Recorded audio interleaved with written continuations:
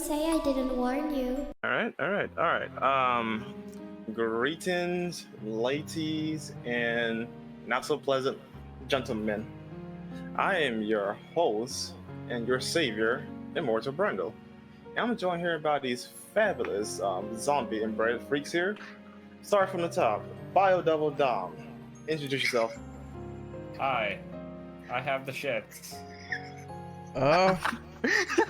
TMI, sir. What the fuck, man? The S I'm virus? gonna get in there at some point. Yes, virus.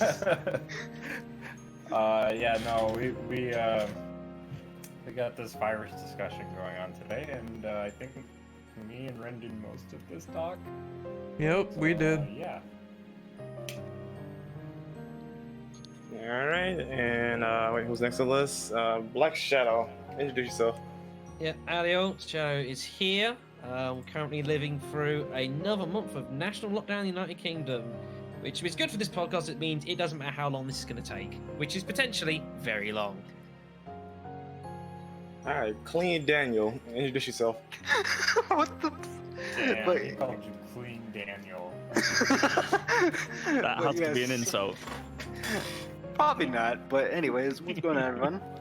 It's me, Dirty Dan. I am joined by these dudes talking about an assortment of viruses and creepy monsters that can potentially kill you in one hit in real life. All right. And Ginger. Introduce yourself. Hey, I'm Ginge. I'm also living in another month of lockdown in the UK, but I'm here to talk about B.O.Ws and viruses this night. Dom, be yourself. Dom? Sorry. Okay, Nikki, the Demon Web. Introduce yourself. Yo, what's up? I'm here for the party. Party. Is there pizza? Is there pizza involved? I just had a slice of pizza, so yes, there is pizza involved. All right. Pizza Queen. Pizza Whip. All right, and last but unfortunately, Ren Hayabusa. Introduce yourself. Finally, you introduced my name this time around, you fucking asshole. I don't know who you are. I don't know who you are either. You are a little seriously. Look at his icon. He's a bunch of peanuts. We don't know this man. Alright, so what's going on, people? You already know the deal. I'm here to talk about spooky monsters and viruses. All right. Start this off. What are some of your favorite B.O.Ws within the franchise? Doesn't matter if it's canon or not. Actually, I'm gonna go first. Now, this might be the most obvious one though, but my favorite actually is still going to be Nemesis. This man is a tyrant, but infused with a unique parasite that gave him characteristics similar to like the G virus, and he could potentially collapse other beings like around him just because of the parasite he got inside of him. But besides from Tyrant, though, my favorite B.O.W. aside from that would probably, I guess, the Drain Demos in the original Resident Evil 3. It's nice to turn it from the liquors, and I like how they just go all boogeyman grab on you when you try to light you on and suck your brain. The brain suckers variants, at least. Okay, so I'm going off favorite since there is another question about most disturbing, but if I had to go from favorite, from a efficient standpoint, it would have to be... I like the Usanok. I like how that looked. He's just a big ass steroided monster chasing you down with blonde hair, and he has the metal claw hand, which can be turned into a gun, and an assortment of other things as well that can really ruin your day in Jake's campaign. Yeah, So he was actually designed off of Nemesis, like characteristics to be better than Nemesis. So like this man is the GOAT of what he can do. Regardless if you like it or not, though, he is the best of the best for what he can do. Yo, he was basically the new pursuer, and at the time, I mean, I guess the only thing I really don't like is some of the gameplay segments with him and the QTs and the cavern, but outside of that, everything else is just awesome. I like how he had these small miniature flies that could spot you, and he would run to your location. It really made those caves feel really tense, and that's what I liked about that section. So I would say he's my favorite monster of all time in terms of like look, aesthetic, and weaponry. Wow. Oh, what is your answer, Black Shadow? I mean, I can't say Ocean. I can't share the same love from him, I'm afraid. Maybe it was just me. I mean, let's talk about favorites, but like I didn't quite enjoy him too much myself. I thought it was a bit too ridiculous. I was also taken out of it. There's certain cutscenes you literally see his arm changing in an instant in front of you, which I always thought was just slightly jarring. I guess that's more Capcom's fault than anyone else. As far as actual like decent sort of enemies, there have been some good ones. I mean, there's some classics, like hunters, your lickers, those sort of things.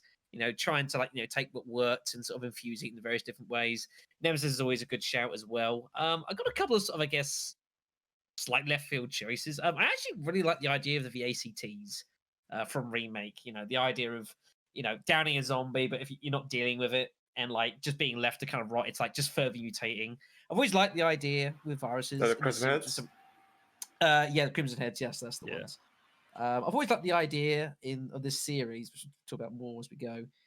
The whole concept of viruses sort of mutating violently because of like sheer damage being dealt to whatever the host is, which is what has happened in times with certain bosses and that. But I like when it's implemented a bit more with more generalized enemies, and it makes logical sense that something the T-virus would do is something like that. Probably on a slightly more niche note, I'd probably throw a vote out to the Verdugos from Resident Evil 4, Salazar's bodyguards. Only the two of them. I mean, they were a pain in the ass to fight, but I think their uniqueness is what I kind of like about them. And I read in those, if they actually exist in any like more significant form, like would be really, really fucking painful. I think they deserve a good shout, if like a little bit on the unique side. But I think that's kind of what I like about them. I think if I had like any honorable mention, it would definitely go to like the Tyrant, because that is definitely Umbrella's ultimate weapon in terms of how they utilize that many times and upgraded it time and time again over the past. That's like the blueprint of Nemesis. Which Tyrant though? Be specific. I like most of them, except the one I'm not familiar with is the one that was in Dead Aim. That one I barely know anything about from a virus. The Tyrant? Duval, yes. Yes, that's the one. God, that was crazy. I can't remember. You mean the one that has titties, right? And like yeah, it was like a combination of like the TNG virus. Actually, no, I have a honorable mention as well. What's the one that's called? It's the one that Ada killed in Umbrella Chronicles, but I forgot which game that thing actually appeared in before that point. It's essentially identical to Nemesis or how it's mutated though, but it has like a grayish white outer shell, hard shell, and large ass claws. Is that Ivan? Yeah, I think it's Ivan. I think it's Ivan. Yeah, looks like he's got a mad headset on. Oh yeah, I know what you're talking about. Wesker fought those as well. Yeah, that's an Ivan. No, not Ivan. No, not Ivan. It's in the Raccoon City. Oh, it's not. I can get it real quick. Gosh. Oh, I can't think what Hold one is. on. Let me. I'll look this up. So, someone go to Google quickly. Does anyone? I am doing that. I am doing that now. Professionalism. All right. Well, while we Google it, I made like a list because I weren't sure, and I figured like a lot of the ones I wanted to say would get taken. Sure enough, Nemesis and Verdugo were taken, and Mr. X was made an honorable mention. So. Okay, I found my answer. It's Tyrant R. Okay. Tyrant R. Oh, right. I should have guessed that. Yeah. So I have another one that kind of iconic, I guess, for me anyway, is the Iron Maiden from Resident Evil 4. Mm-hmm. Just the creepy noises it makes when it goes down the corridors, just the spikes coming out of it, the fact it can regenerate limbs, just creepy as hell. And that will always be one of my favorites. Another one that's like an honorable mention for me, I guess, would be the Bandersnatch from Code Veronica. Interesting shout. Just a creepy guy that can just grab you.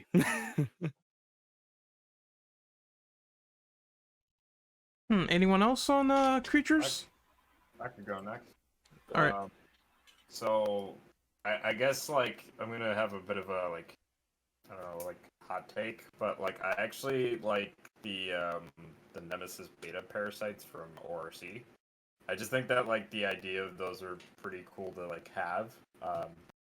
Considering that The they can Tyrant in that game is cool. The Nemesis beta parasite infecting this Tyrant. Like that thing was actually pretty damn in legit. the Spec Ops campaign, yeah. Because like that thing like grows like twice the fucking size of like the normal like beta parasites you have to go up against in that game. So like, yeah, like I don't know. I like the weird and obscure shit that we don't often see in this series. So stuff like that to me is pretty cool.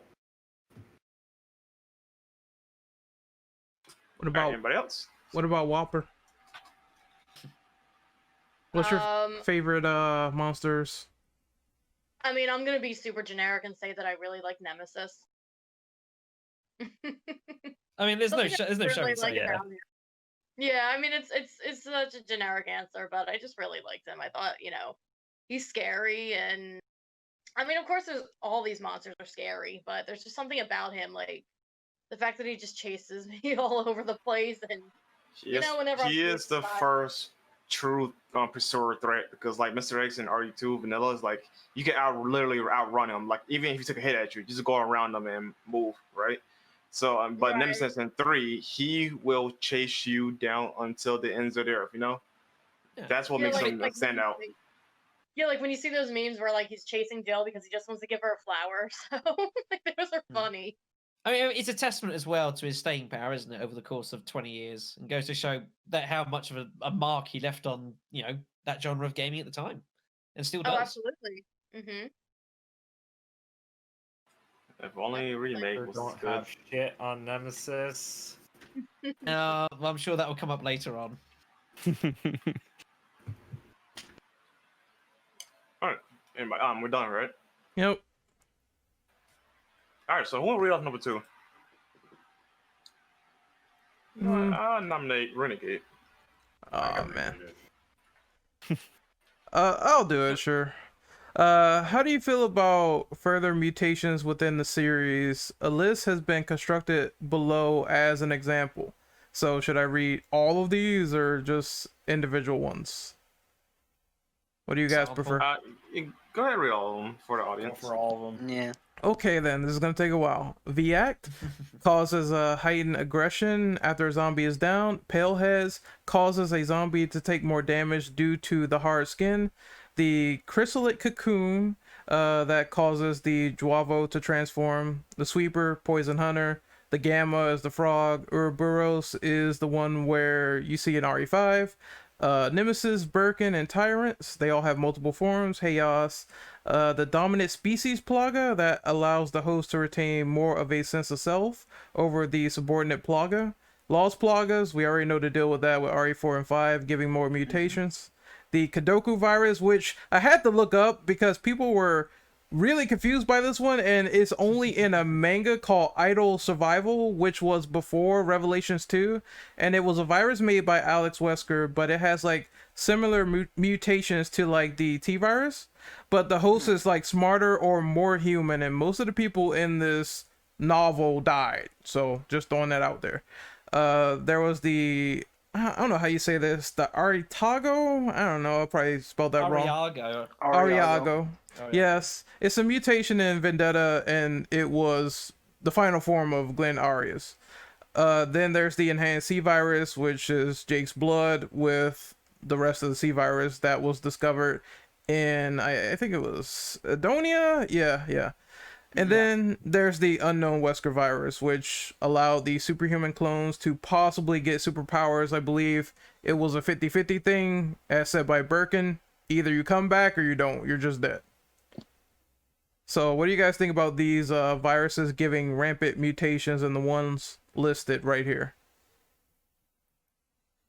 Well, like, I think my favorite out of all these, like, personally, is, like, the V-Acts, because, like, we only see them ever in 2 games, which is Remake or C, unless if they're in other games, but I wouldn't be aware of that. So, like, I personally feel like they're really sleeping on doing shit similar to that. Although you could argue that the Paleheads from, like, first seen in RE2 remakes, like, what is it, Ghost Survivors mode, and then Yes. fully introduced in Resident Evil 3's like full game. Mhm. Like I feel like those were kind of like a bit of a callback to that because we went from having crimson heads to pale heads, so Mm. so I guess you could kind of make that argument there. So stuff like that where it's like maybe not necessarily like a full on like crazy ass mutation like lickers or like hunters and stuff like that, and more so like, hey, just in real time this can just kind of happen, and it might not be as dangerous as some of these other things that you have to deal with, but it is definitely far more dangerous than your typical zombie. Well, a liquor actually mutates from a Chrism head. Yeah. It eventually just turned into that ugly pain in the ass in RE2. Mm. Yeah. So, And they also illustrated that the T-virus in Resident Evil 2 was a slightly different strain of the T-virus, which explains why they don't turn immediately into Crimson Heads. that makes sense though, because now William has his own sample or samples of T-virus Yeah, he did. along with the G. Yes. And that's when Hunk's men, at least, they shot him, and we wound up with that situation in the sewer. Yeah, guys, fat arm. Yeah. Oh God.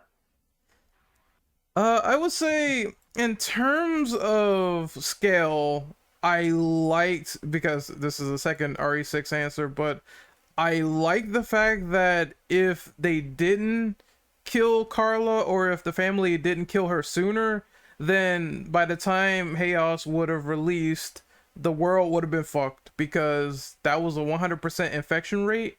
That's why they had to stop it from getting to the surface to make babies and affect the entire Earth. So in terms of scale, I would say this is why Chris's campaign is a lot more important than Leon's when he killed that boss.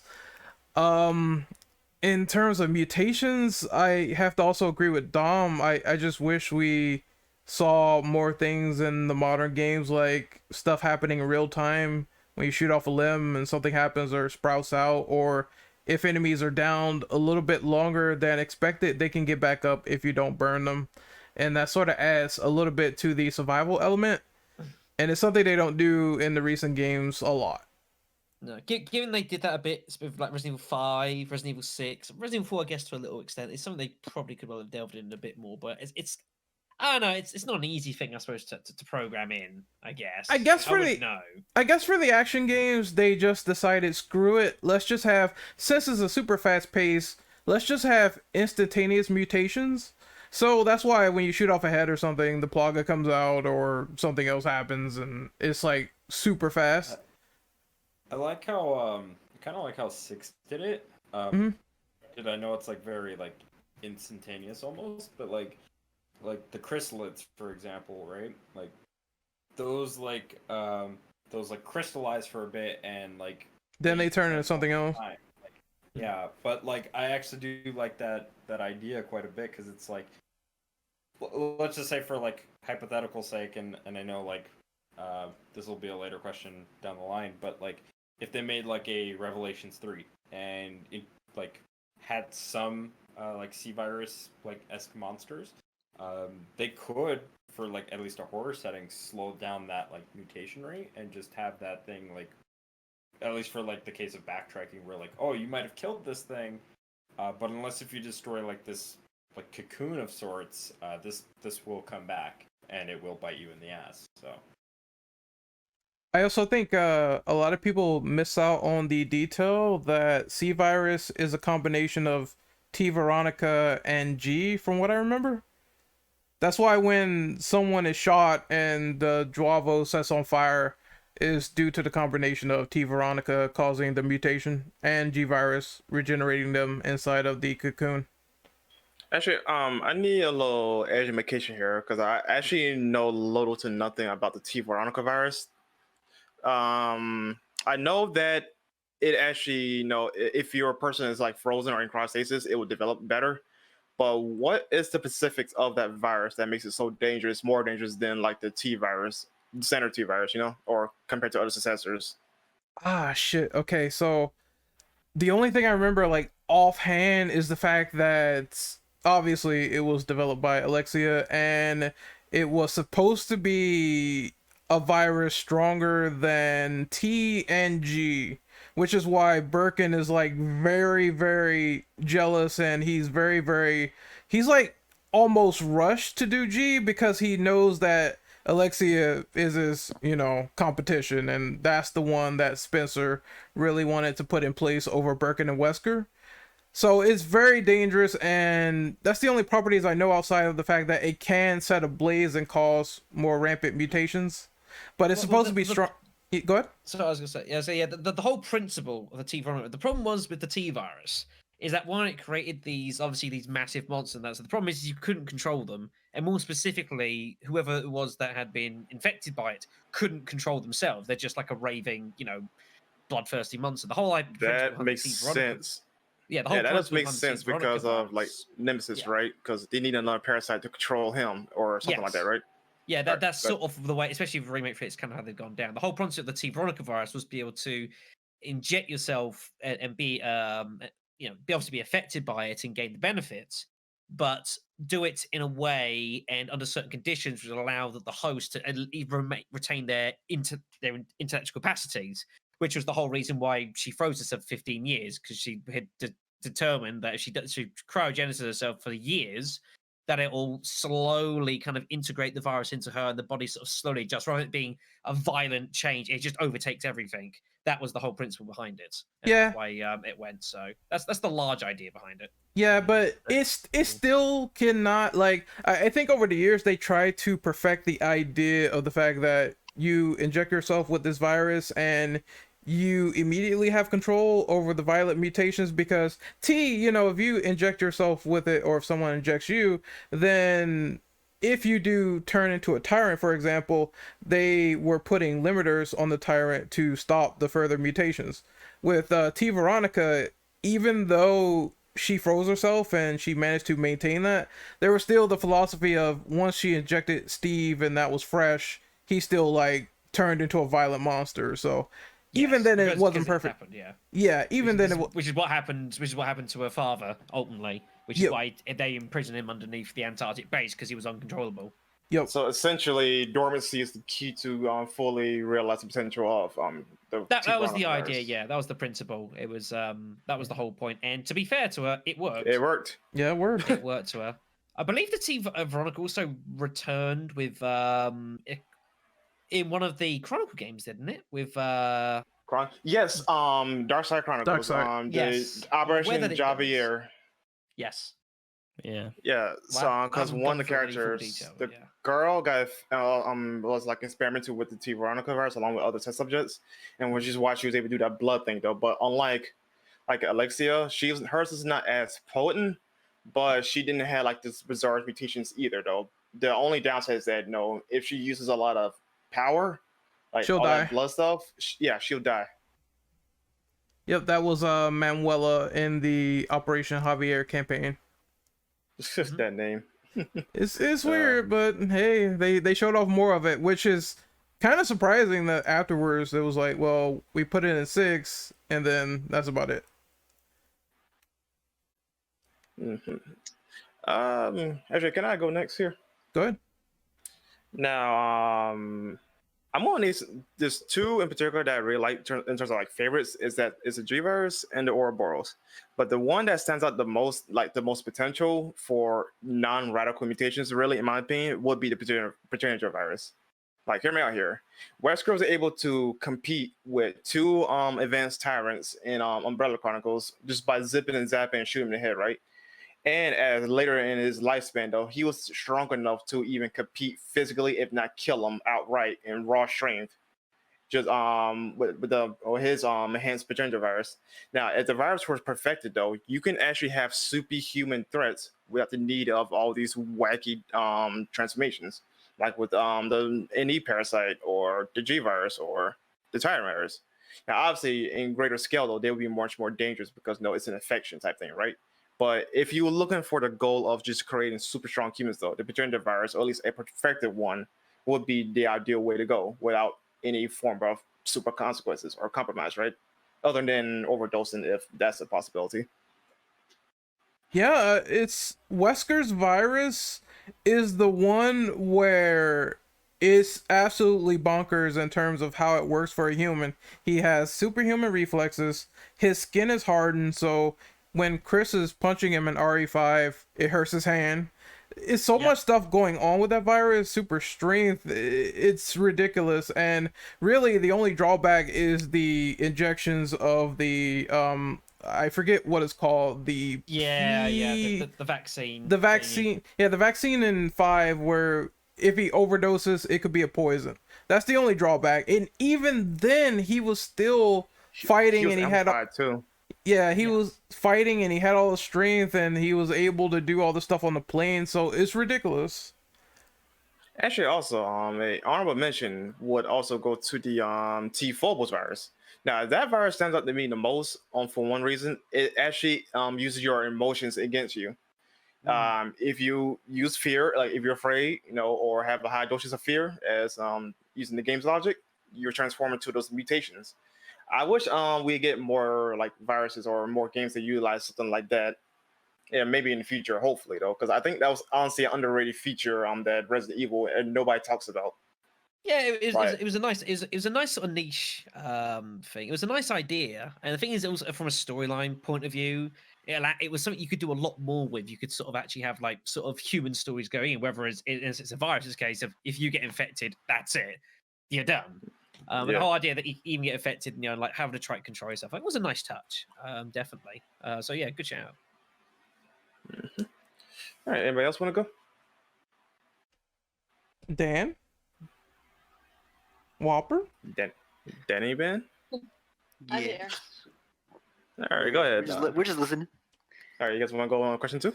I'll be honest. A lot of the points that I was gonna say have all been said, so I'm just that's gonna. the problem sometimes, yeah. That tends to happen. I mean, there's nothing wrong. Just give your insight, though.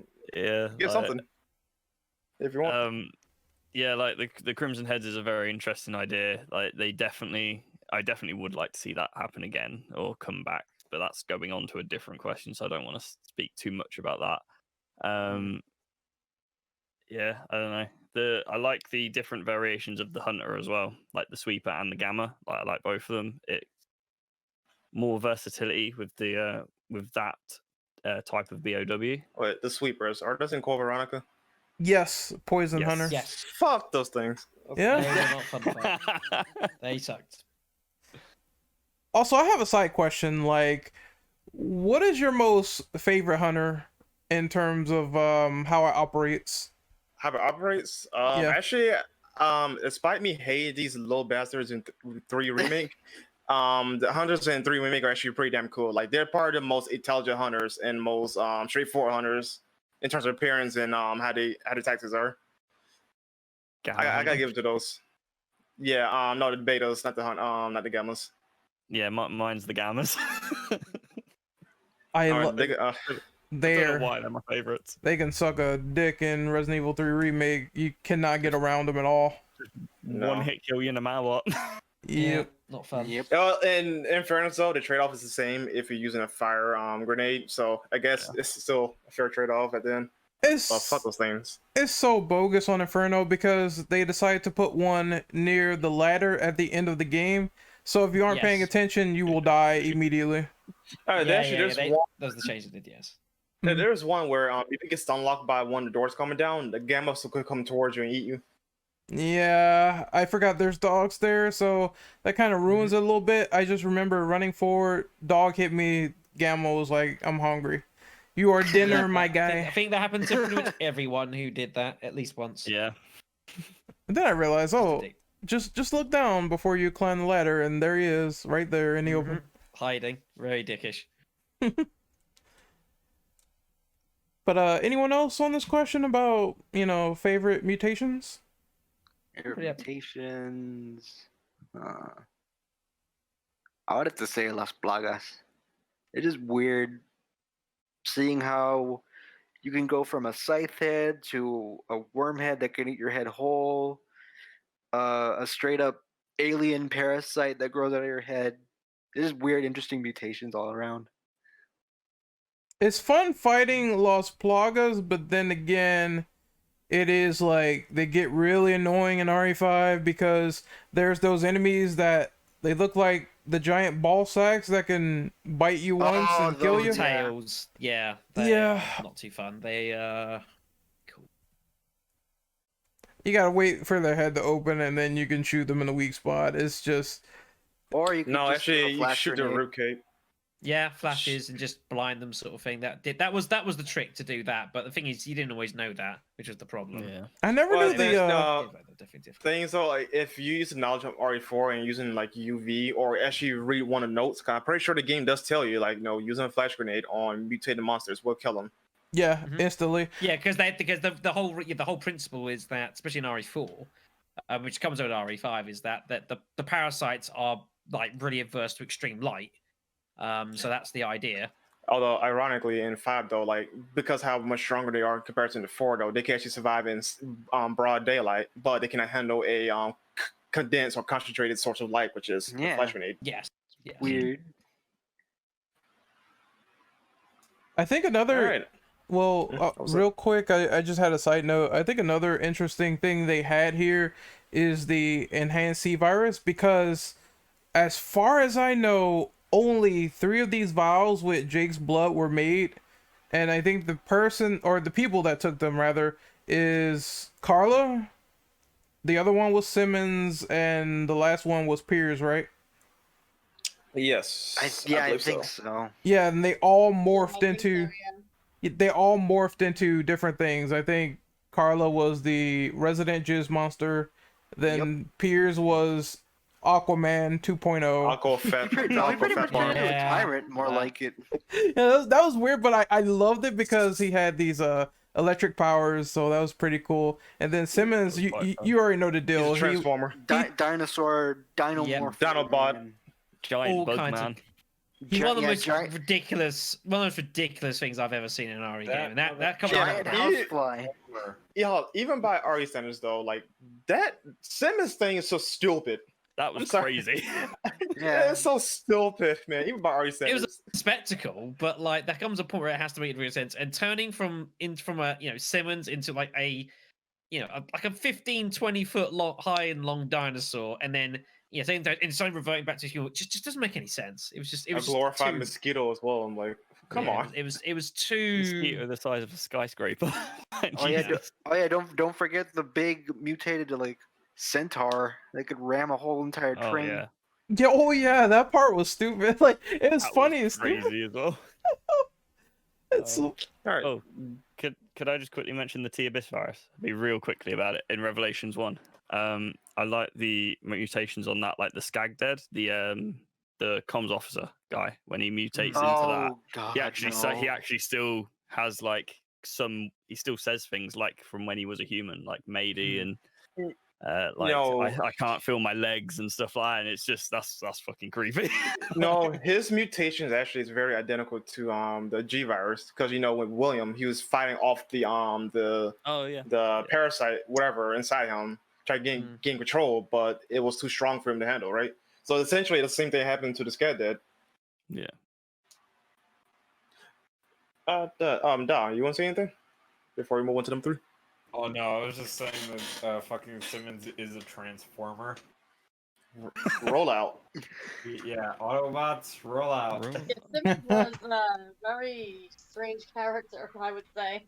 Grimlock boss fight though. He did it all because he just wanted Ada Wong's booty, and that was the story of Dom RE6. Incarnate. Yeah, it's Dom Incarnate, the You know game. that Ada only wanted one person. That was crazy. He just blew up a whole city because she wouldn't love me anymore, and then he made his wife into that thing. Hold on. That would imply I married somebody and decided, you know what, you have to become Asian because I want this other pussy. You would do it. Would that not be you though? Would that not You be would do you? it. If I said that wasn't the most ridiculous thing I've heard this year, would you believe me? No, yeah, Yeah, I believe it. whatever. Well, the entire year has been crazy, so it's believable. You know what? Enough of this. Let's go to number 3. I'll read number 3. Go right ahead. Do you think that Las Plagas-based enemies can work well in a survival horror-focused RE game? And I think they could actually. Yes. I just think that Yes. they need to be, to some extent, scaled down, but also like, well, actually not scaled down, but scaled back from what we're typically used to with like RE's 4 and Oh, 5. I actually got to ask though, in what vein of this type of question, in the like, let's say remake 2 and 3, you want the like survival horror aspect of remake 2, or the survival action horror thingamajig of remake 3? You want, how do you want it? Because since the indie parasites functionally identically to the bloggers, like how do you want it That is a function? good question. Yeah, I mean, I'm I think it's actually difficult. not sure. Go on. Yeah, I think it's sorry, I'm going to. You're I mean, good, you're good, there's go on. a bit of a, of course, there's a bit of an elephant in the room here that everyone's staring at, and that is obviously the potential remake of RE4, which of course is going to address this exact question if/when that ever happens, which is a difficult one for people to answer because it's really hard to know what they're going to do. So of course that's where it originated. They've already kind of set the seeds for potentially retconning how it was all discovered originally. Now they've been messing around with Nemesis. I mean, the original RE4 showed that it must have worked all right because they obviously brought it back for RE5. It was the same whole principle, and it definitely can be. But the problem is it feels like it's something that's going to be tinkered with potentially, especially going forward if they decide to do that, which is really dicey ground.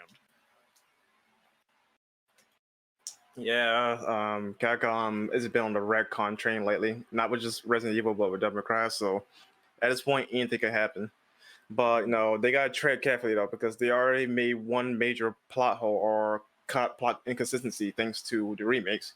So for them to address it though, they were inadvertently need to remake the rest of the games for it to work. The rest, I mean, like 4 and 5 and potentially 6. Yeah. You're acting like Capcom would never even think of making any more remakes. Oh, I ain't say they won't make remakes. That's though. why I said that's if/when. not. No, I know what you mean. No, Capcom absolutely would. I mean, they've been doing this whole retcon stuff since like Street Fighter, so like I'm used to it. Yeah. I'm happy Yeah, with I it. mean, there are parts doesn't of make it Resident any Evil better that- though, honestly. Yeah.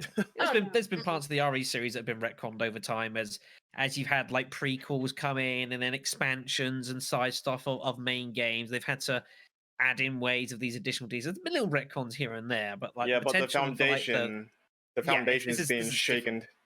This is completely different. I completely agree. I would say even with remake 1, they had to write themselves out of a hole by saying, yes, more or less the T-virus in the city is different, so this is the reason why we don't have these other creatures like roaming around. But even then, that makes a little bit more sense than to just say we're messing with Lost Plagas, which was dug up by these villagers and no one else knew about them until now, and that fascinated Wesker so much to get his hands on this virus, which is why he's there, because it was one of the things that Spencer really didn't know about. Yeah, exactly. Like if you take into account, like if Resistance said it's true that the any parasite is based on the Lost Plagas, that would mean Lisa Trevor's parasite is based on the Lost Plagas, because Lisa Trevor's thing was the pioneer for Nemesis parasite, in the at least in the original continuity, right? Yeah. So for sure. now you got to like Good change shout. that around. So they inadvertently making more inconsistencies by trying to be like, I don't know, different or whatever, or consistent with their remake continuity. That makes sense. It's a good shout. I mean, this is where the canon. Can never say it, but how canon the remakes are is something that you have to kind of be a little bit careful of with these remakes. They're kind of obviously all in their own universe, but how that meshes in well with the rest of the series is a bit dicey sometimes. You kind of you got to make a distinction as to whether you're going to take that as the new canon or is it like a whole side series in its own universe. And obviously, this is going to be a huge problem with Resident Evil 4 potentially because there's a lot of stuff that could potentially come up and they change, which in the current canon makes absolutely no sense.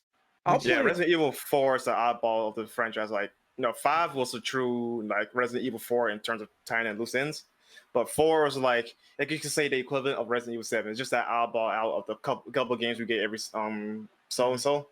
So it's like, how they going to like fit that into like an actual Resident Evil story? Yeah, you know what I mean? Yeah, I think going back to the question a bit more, that I mean, like in principle, in a gameplay, it can definitely work. There's no reason it can't. If anything, they can probably do more with it. Rather than I mean, even Resident Evil 4, they had like a couple of different variants of like what the Plagas would do as they sort of burst out and that sort of thing. And they can definitely have all sorts of fun with that, and I would encourage them to do so. There's no The- reason not to. Yeah, the last thing I I want to do. say. Go ahead. Oh, good. Oh, last thing I want to say. Yeah, the last thing I want to say is that I know what they're trying to do by saying that simply like RE4 is the oddball out of the series and trying to introduce elements to connect the other games. I know what they're trying to do. They want this connective tissue, so it'll be like, yeah, we're trying to have more canon involved with the other mainline games. But the problem is, and I know nobody really liked the fact that Umbrella got dissolved in like 5 seconds. I understand that. But the problem is they're going a little bit off the deep end with it if it turns out to be a reality with the Lost Plagas thing. I think they should have just kept it the way it was before, or kept it in a way where they didn't really have to change too much. And if they wanted to bring in connectivity, they could have done something a little bit different, as opposed to saying, oh, we're gonna introduce this and it was introduced in the virus like long prior. I think that's where the problem lies, and that's what they really need to discover and figure out what's going wrong there. Because in my personal opinion, I didn't mind the new backstories for Remake 2, where it's like, oh yeah, Leon went to town and he wasn't a drunk, he wanted to know what was going on, and therefore in order to be there for his first day of work, he decided to go in himself and investigate. That's totally fine in my opinion. Same for Claire, like taking a gun. I don't know why so many people had a problem with that. Just say it was an open carry state, whatever. Yeah. Sort of thing. I mean, and then there's always change of little plot points, and that's fine. But they do risk writing themselves into a bit of a corner here, potentially.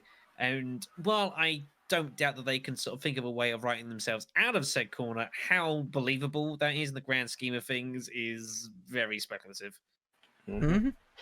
I think, Also, It's not out of the realm of possibility that Claire would have some kind of like at least background training to at least have a gun in her possession. I mean, don't. she was trained by Chris, so like by all intents and was purposes, about to though, she should have a gun. Chris is a highly trained police officer, and and he knows he's obviously in a difficult line of work, and I'm sure as a bonding exercise, depending on how much you want to take that in your fanfics. It makes perfect sense. Perhaps if he knows how to, teaching about guns and whatever else. I believe I'm not a purveyor or even a believer in any of that bullshit personally. I'm just throwing it out there just to tease people.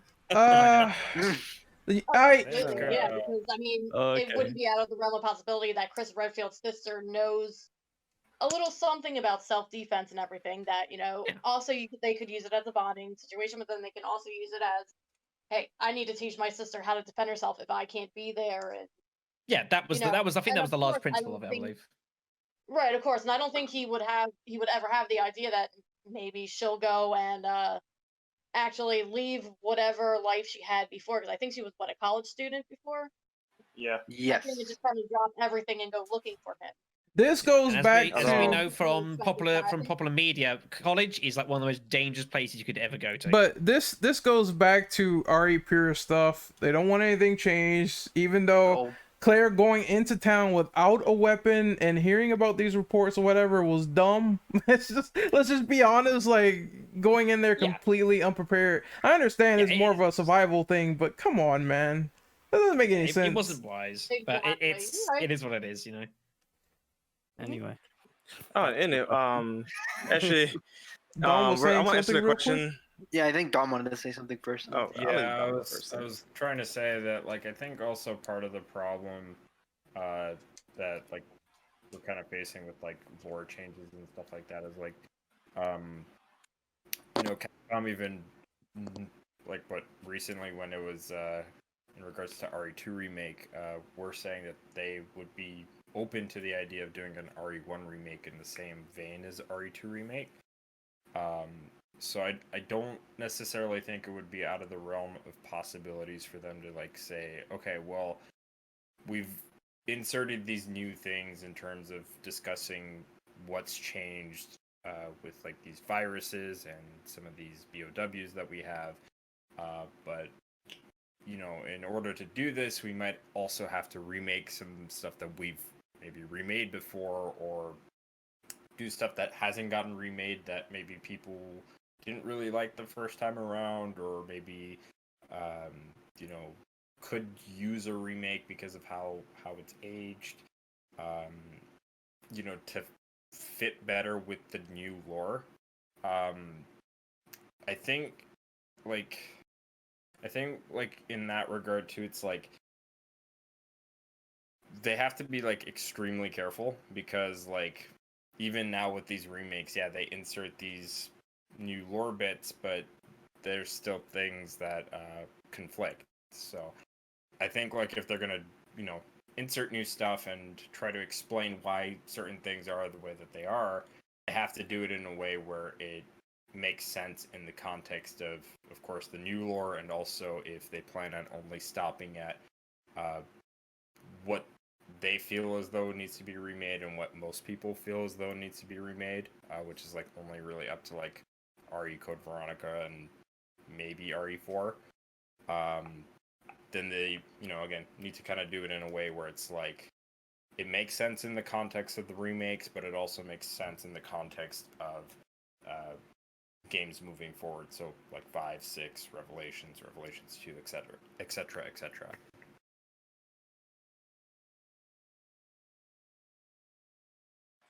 All right. Actually, to finally answer the question myself, actually, yes, I do think the pluggers can actually work in a survival horror setting, though. Just depends, though, like, is it going to have sped up gameplay or more methodical gameplay like the current games, you know? Simple as that. Yeah. All right, anybody else got any thoughts on this? Yeah, I think if they were to make it work, it would have to be like more slower paced, more methodical, which would change it a lot compared to what Resident Evil 4 is. But I mean, it's definitely doable. I don't know if like all the different enemy types would be able to be in there, like El Gigante and stuff like that. But if they, I mean, like I don't mean to cut you off, but like keep in mind too, like the remakes also did cut enemies and replace some of those enemies with new stuff. So there's that possibility that some of the stuff that would not work for the new style would get replaced with something that would. All right. I guess we go on to number 4, right? And since we've done Divergent on that question, I'll read this one off. What are your thoughts on the mystery of the mold virus in Resident Evil 7? Honestly though, the virus actually is pretty damn dope when you ignored all the goofy shit. Yep. Like the regenerative factor for this virus is absolutely insane. The fact that you can reattach a limb without permanent damage and whatnot is absolutely outstanding. And also all the other wacky shit like from Jack Baker, no, his regenerative factor, or able to control like insects from Margaret, or being like Lucas. Oh, actually, I forgot what Lucas' thing is. So the point is that the mold virus actually has a lot of potential for like stability though, but it can go haywire like any other virus in the series. But the main appeal for me is personally the regenerative factor. Like, it's absolutely nutty. You could be Wolverine for crying out loud. Jack Baker pretty much was Wolverine. The man got set on fire. He got shot multiple times, and he still kept coming after your he ass. kept coming back. He even returned in the DLC. Yep. Right? And he got power bombed by his brother at that point. You can't stop the Baker.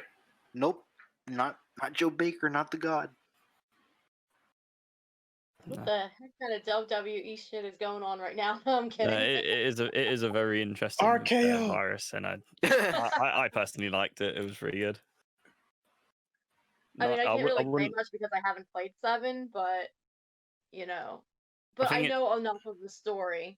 I mean, Yeah. I would love to play it. Don't get me wrong. Like the game just gives me really big headaches. Like I tried watching like Ren stream the game, and I was like I was at work. I had some extra time. I said, okay, you know, I had some time where there weren't any customers, so I said, let me just watch the stream for a little bit. And I think within like 5 minutes, I'm going, whoa, like my head was spinning. I said, I gotta turn this off because I'm gonna pass out on the floor here. And if I pass out at work, well, you know, customers are just gonna walk right over me and steal things. But I mean, I would like to eventually play 7. I think. Is there any kind of medicine that I can take that will like stop vertigo or whatever to actually watch it?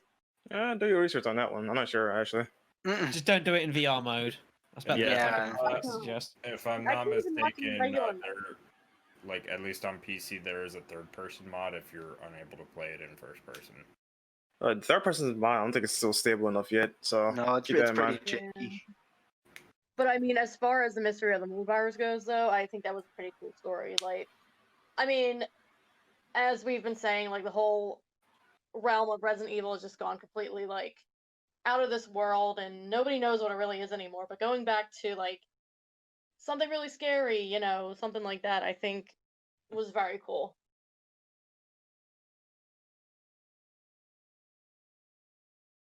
All right, Brandon, you got anything to say on this?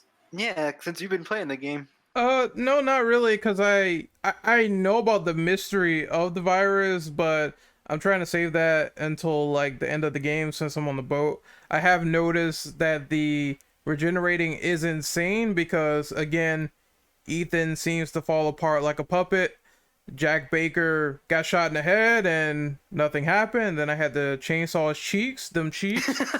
And it's just super crazy. I'm wondering how that's all going to be explored in 8 since there is that witch like sucking his hand, so I assume that's going to play into the mole getting into them and seeing how they transform. Yep. Cuz I don't think it's fully out of their system, right, Brandon? Yeah, as far as we concerned so far, they're still infected with it. At least like a not like a serious degree like with Jack and the rest of the family, right? So right now they're tamed by comparison. Mia and Zoe are infected, but at the same time, they're actually more in danger by not being in Evelyn's control. Yeah, but she's gone now. But no, Yeah, she's surprise, gone, surprise. The mold is still around. Especially in Yeah, eight. I'm saying like no, they're still infected though, but they're not like in risk of doing anything crazy, at least as of yet. Because we don't know what Mia's regenerative factor is capable of. Because we did see her get clapped by Chris in the trailer, right? But who knows? She might be still alive. Yep. She might have some Jack Baker level of regen at the moment. It's possible she could have survived the shooting. Yeah. Well, it tastes like food to me. I thought the whole Bullets serum taste thing. like food. I mean, that whole I get scene it. leaves so much to interpretation. So I thought the whole serum thing in RE7 was for either her or Zoe to get cured. Am I mistaken? Oh wait, hold up. You're right. I forgot about that point. Yeah. Choice. Mia got cured, but Ethan didn't. Yeah, so wouldn't she be like permadead? Yeah, she's dead. Yeah. She's oh, dead. yeah. Then never mind. Yeah, I forgot about that moment actually, because the canon ending is Mia getting saved though, so there's no interpretation at that point because even the Joe Baker DLC confirmed that Zoe's still affected. Yeah. So so Ethan and Zoe is still affected right now, as far as we're concerned. Didn't Zoe get cured in Yeah, the didn't DLC Zoe as well? get cured in the No, DLC? No. No, okay. she's still covering that white stuff, as far as I'm concerned. Okay then. Zoe, because I had recently just played that DLC. Zoe does get cured by the end, but she takes an initial dose, which was not enough to cure her, but enough to keep her alive temporarily, which is basically to the point where Joe Baker gets the rest of the serum to cure her indefinitely. So she is cured, but She's cured. So that means Ethan is still potentially not cured. As far as like that virus is concerned, the only thing I can really say, because I have my personal biases against 7, as far as like 8 is concerned, because obviously it's going to be continuing that whole like set of like bioorganic weapons and stuff like that.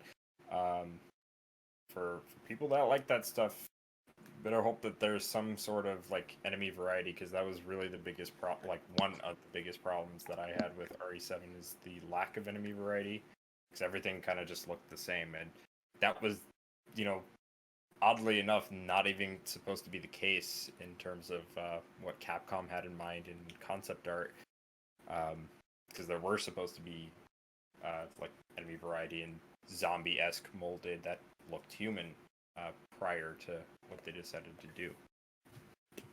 They might be doing that with the whole werewolf thing. They might be doing that because we don't know what is going on now in Romania with all this shit. So it's a wait and see affair, in my opinion. Werewolves, villagers, witches. All types of crazy stuff going on. And a giant gorilla man with an axe who looks like the executioner from 5, but yeah. Oh yeah, the giant foot. But I guess Giant foot. yeah. But I guess we can move on to question number 5. So who wants to read that? Daniel, I choose you. Alrighty then. All right, The Pokemon. Revelations. I'm a Pokemon trainer or a Pokemon, but yeah. The Revelation series brought back the T-virus via new hybrid strands with the T-abyss and t-phobos viruses. In your opinion, do you think Capcom should continue this trend for Revelations, or perhaps apply this to the mainline series? Yes, because well, T-Abyss is interesting because that's the one where Jack Norman threatened to infect the sea, right? Yep. Yes. Yeah, so that puts a potential of dangers with aquatic monsters. Mhm. And t-phobos is the one where it's like it's based on fear. So if someone gets super scared or Underwater. yeah, and if that happens underwater, that would be like a nice mixture of two viruses that are super dangerous when used together. I think that'd be an interesting game, to be honest. Oh Yep. my god, the T-abyss phobos virus. Jesus. How would you even? I don't even know. Like, you gotta stay out of the water and you can't get scared, and it's like both could happen at the same time. Either you'd have to wear a bracelet, or the both viruses mixing would have you not have a bracelet on your wrist. Yeah, that's really some fucking scary stuff if they combine that like 2 and 2 together. So, Just imagine if someone's afraid of the water, they're already screwed. oh, you're right about that. But it would have to be another mastermind situation because this happened with Alex Wesker putting them in that particular situation. Mhm. So it would have to be something like that. We get a group of survivors, maybe they're scared of water, or we get the aquatic monsters in there and put them in a situation. You know, I think that'd be perfect for the scrap idea for Resident Evil 3 that they had initially with Hunk. He was on some type of freighter and he was the main character, and maybe have it like he's working with a new crew of mercenaries and they're trying to get out, and then they have to deal with these two viruses at the same time. Are you sure it wasn't the Revelations one? Like, No. It's the original RE3 was supposed to be, this was Kamiya's RE3. It was supposed to be Hunk on a boat and he's there on a mission. And then they changed it to Jill because they figured we want more connectivity to the series. Who could we use that's left? They used Yeah, Jill. because 3 was moved up from side title to mainline. Yes. Because I think because of Code Veronica was taking too long in development, so they pushed that up to RE3, and then Code Veronica was Code Veronica, technically RE4. It wouldn't be real technical, but that's like a misconception around Code Veronica. It was not meant to be RE3. It was meant to be Code Veronica. Yeah. Yeah, it's you're there or thereabouts. So as far as what Ren said, like currently with canon, because Umbrella Corps is considered to be partial canon, Hunk is with a new band of mercenaries of sorts. Because you're in the sort of story that they have, which is not really a story, but like the training missions that they give you. That is you, you playing as Hunk, going through like training missions to work for the new Umbrella. Okay. I mean, you know, I said this on Twitter. I think it'd be fine if they did their own variant of the USS where it's these ex guys going around, and maybe they could use some of those like people that were from ORC, like Vector, because that was a really cool design, and I like the fact that Hunk had a protege. And you figure that would be like maybe something leading into the future, but that never happened. And then they brought the boat idea back again in Revelations 1 with the beta, and then they scrapped it again. So it's like, it seems like they wanted Hunk to be some sort of important character, but they kept dropping it each and every single time. But yeah, back on the topic, I would say they definitely should make a game with these two viruses put together. It would make it scary from a gameplay and enemy perspective as well. The problem is that there comes a point where you just start turning games to like interactive Saw movies. is the only problem. I think Revelations games have worked as side stories, you know, with like sort of takes on these original viruses that have been modified, and then these sort of little localized incidents that have occurred that have been dealt with as part of BSA and whatever else. But I think there is a limit you have to draw. You can't just completely lose your mind and just start combining any old kind of virus. I think it kind of things can start losing meaning from a bit of a plot value. I think there's a danger you can definitely potentially, but thing is, though, that's been happening since RE3 technically, so it's up in the air, yes, right? this is true, but you know, there's the thing is that what makes these viruses work is that there's something distinctive about them, and I don't think just like throwing two distinctive viruses together and getting both distinctions from it. I don't even know if that's really technically how that works. Anyways, the reason the viruses are distinct is because that's the uniqueness. You start trying to combine them together, you probably don't get both. You probably just get neither, just something that's completely innate.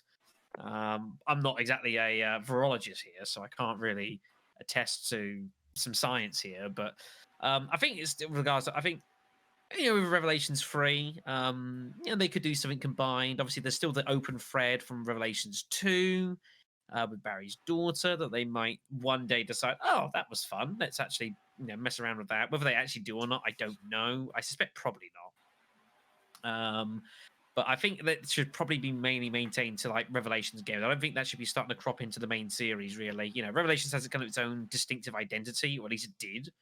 And I think it should be probably trying to retain that where possible.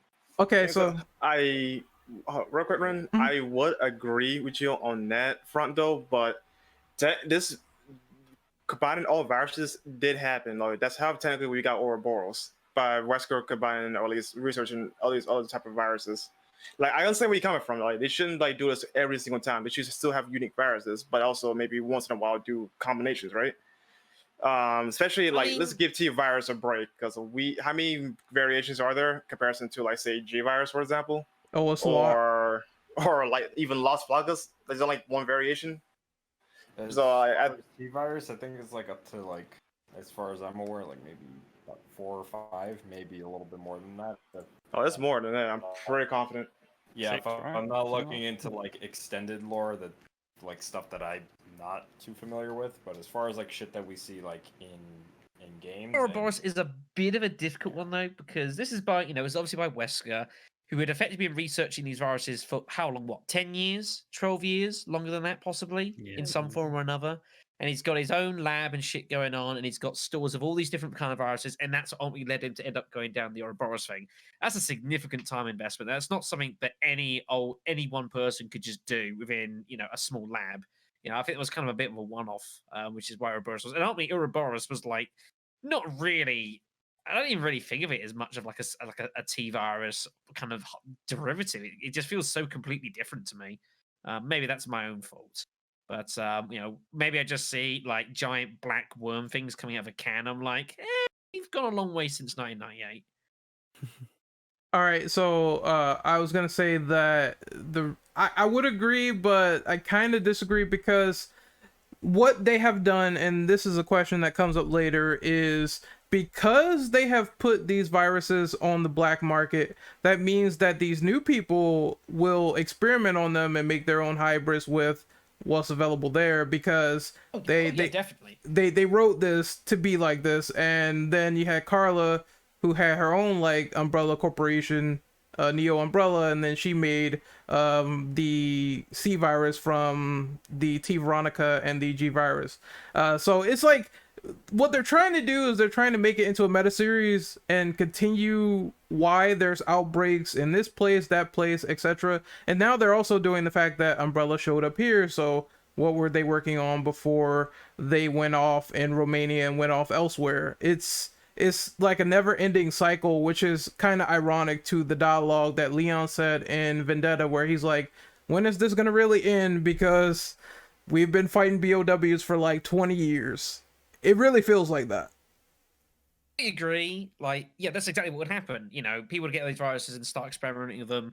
to try and create what they think is the best type of it. But it's not like you have a bag, you throw in some red beads, you throw in some blue beads, and suddenly Something you've got happens, red and yeah. blue beads. It's not how it's not really how it works. You know, someone might say take the T-virus and say, well, like the T-abyss, for example, that might turn something completely different. You know, maybe experimenting with like the T-virus and I don't know what the hell else. That didn't quite work, but it was grounds to work on, and that ended up developing into like the T-abyss virus. It's not just you put the two together and that's it. Off you go with a new virus. It doesn't work like that at all. Yeah. They're starting blocks, which is why when you start like a C abyss phobos abyss virus, it doesn't make any sense. It would be cool if they tried though, which is Oh yeah, ironically leading up to the next question.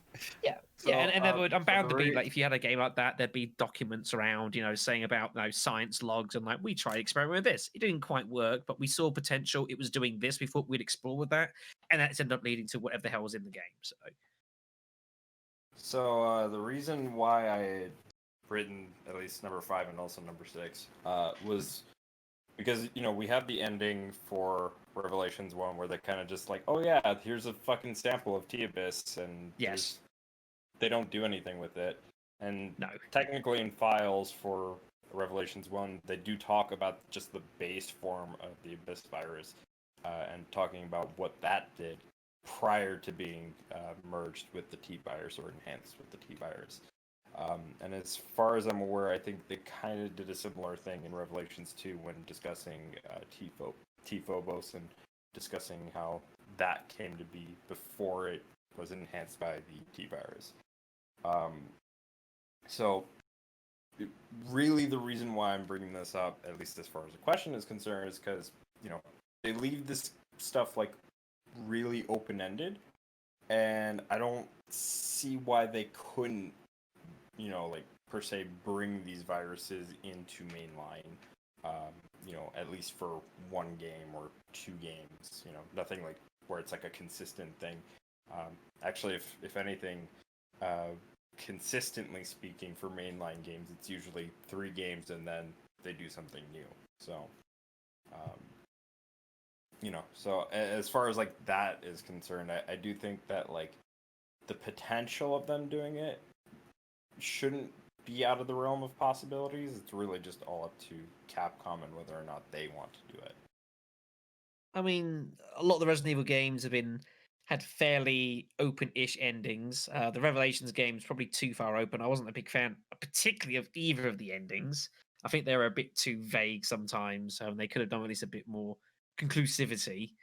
But yeah, I mean, there's always ways that these viruses can get back. And like I say, as parts of like documents of labs that have got these and saying we experimented with this, that, and the other.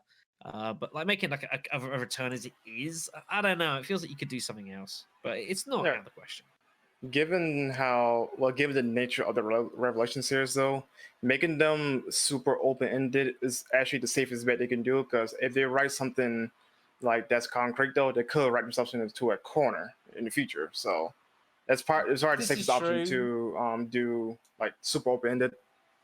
Yeah, I mean, this is true, but I mean, these teams of writers are paid hundreds of thousands of dollars to do exactly not that. So if they can't trust their own writing team not to do that, then that's a bit worrying. I mean, it has happened before, even with the most talented teammates. So like, anything can happen. Of course it does. Of course it does. You have to always leave yourself some wiggle room. I definitely understand and respect that, but I just felt like they could have done with, like I say, with the virus sample for T-abyss. It's just like, well, here it is. Like, okay. That's it, that's all. It felt like it could have done something more finality, but I suppose that's more of a critique of the game rather than the virus thing itself. So, all right. Anybody else got any thoughts on this? If not, we can move on to number 6. Nope. All right. Dom, you want to read up number 6? Yeah, sure thing. So, as a follow-up question, would you like to see the hybridization of other viruses we've seen throughout the series? And note that these are not official; they're only examples to just throw some ideas out there, and they, of course, may or not conflict with canon. So, just a couple of examples I was throwing out, like C-abyss, C-phobos, and then like G and the A virus mixed with the G virus, and then like the G abyss. shit like that. Just as far as like that's concerned, again, not necessarily official or canon, but the idea of it, you know, there, I wouldn't mind it per se. You know, as far as like that's concerned, I mean, to a technicality, we do see it here or there. You know, some games do it a little bit more often than others, but you know that's fine. I think that like as far as like if they do that stuff, it has to be in a way where, you know, of course it makes sense, but also in a way where it's like, hey, you know, that's cool. They didn't really touch something like, you know, the G virus in a while, so like do something with that or do more with that. Yeah, actually, I like the idea of a t-phobos virus combination because given that people's mutation from C virus could theoretically be unique, I could see that working in based on somebody's fears. You know, as crazy as this might sound, though, of course, though, but it's Resident Evil, so shit can happen. You know, imagine somebody's like really afraid of water. You know, they could turn into like an aquatic-based creature and you know, go ham in the sea or on land. You know, or if they're afraid of like insects or bugs, you know, they could turn into that type of creature based on that fear, you know. I know it sounds crazy and potentially unrealistic though, but I think the idea of it would be interesting. Yeah, I think like, you know, like even the A virus from Vendetta, like the idea with that shit too is like, I think that would be pretty cool to see, like if they were to do some stuff with that. Hell, even like mix that with like the Abyss virus or even the G virus. I think that would be pretty cool to see. Like imagine like a variation of the G virus where like they have, you know, say like a tyrant or G infected host where they can be controlled. Like that would be kind of fucked up. So I don't know. Well, controlled C virus. I mean, sorry, G virus. That would be new actually, because so far nobody's able to control the G virus. Yeah, for sure. Yeah. Anybody else? Yeah, I'd like to see it. You know, I'm always up for new enemies, new hybrids coming after me. Yeah, same. So it doesn't get too ridiculous because, you know, while Resident Evil is known for like cheesiness and ridiculousness, I don't want it to go too far into the ridiculousness. Yeah. I mean, we already still had that sort of with some games though, but even then though, some games are more grounded than others, you know. But I do agree though, like certain combinations maybe too unrealistic, like the one I mentioned though. But it sounds cool on paper though, but execution maybe not so much. I like the example of the t-phobos virus, where you just, you know, get scared and you just turn into a cocoon.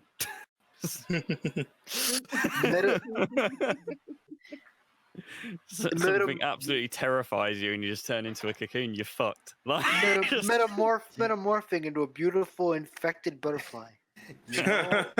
You know what wouldn't help the case for that is like, because what is it, fucking C virus? You also like get set on fire, right? When you're transforming into that, so it's like they're like freaking the fuck out because they're scared, right? And then they're burning on top of that. Oh god, yeah. I'm burning really up. Escalates it more, and suddenly they turn this massive monster. Like a flying butterfly on fire. Oh Lord. God, that'd be even worse.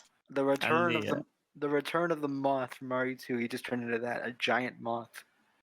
Shit. They must well mix in with the t-veronica virus at that rate, then just spew out fire. Jeez. And also like the Abyss animality virus, because that the virus from Vendetta it sits dormant, doesn't it? If I'm correct, and it has like a trigger virus. Yeah. So imagine you had the Abyss virus, which is the one that turns you into ooze, and you just got hit with that with that like chemical reaction. Just suddenly you're just like exploding into all this ooze. Like what the fuck? Oh god.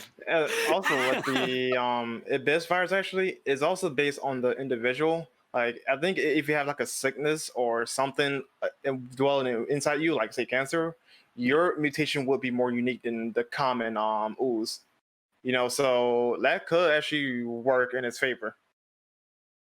Because it depends also on your immune system or what you have inside you and all the other. What Yeah, else? all four different types of hybridization of the viruses. I think it would be really interesting.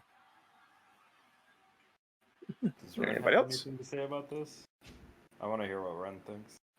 No, not really. Like, I just think that most of these combinations, like many of them, could be very interesting. I would say, in terms of what you guys said, maybe G Abyss or something with the C virus constantly mutating and causing the underwater life to go crazy.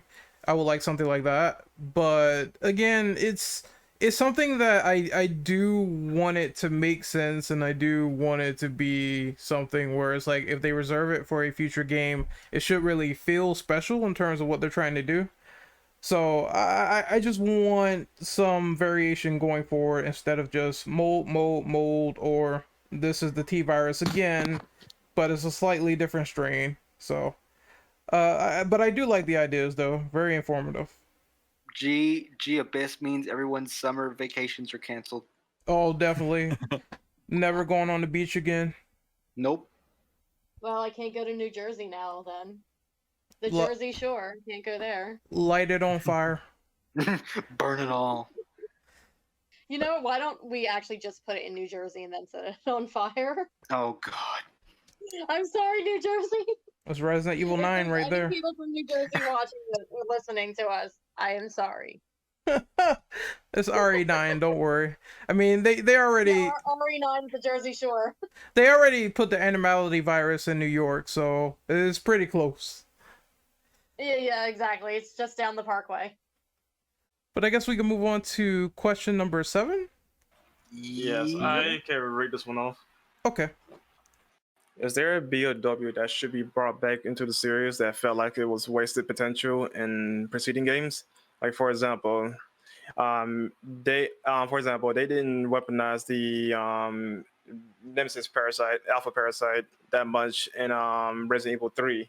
So, wait, am I reading this right? That much after. Okay, so the question is that what B.O.W. wants to see return? Like, for example, the Nemesis parasite did not make a return after Resident Evil 3. Okay, you know what? I guess this ties into the last question, but Dom said something about C virus infected plagas. Maybe that would be cool. But in terms of returning viruses, I would say C virus because I mean it was really interesting at the time when it happened. The only thing was that I thought the bosses were a bit too ridiculous.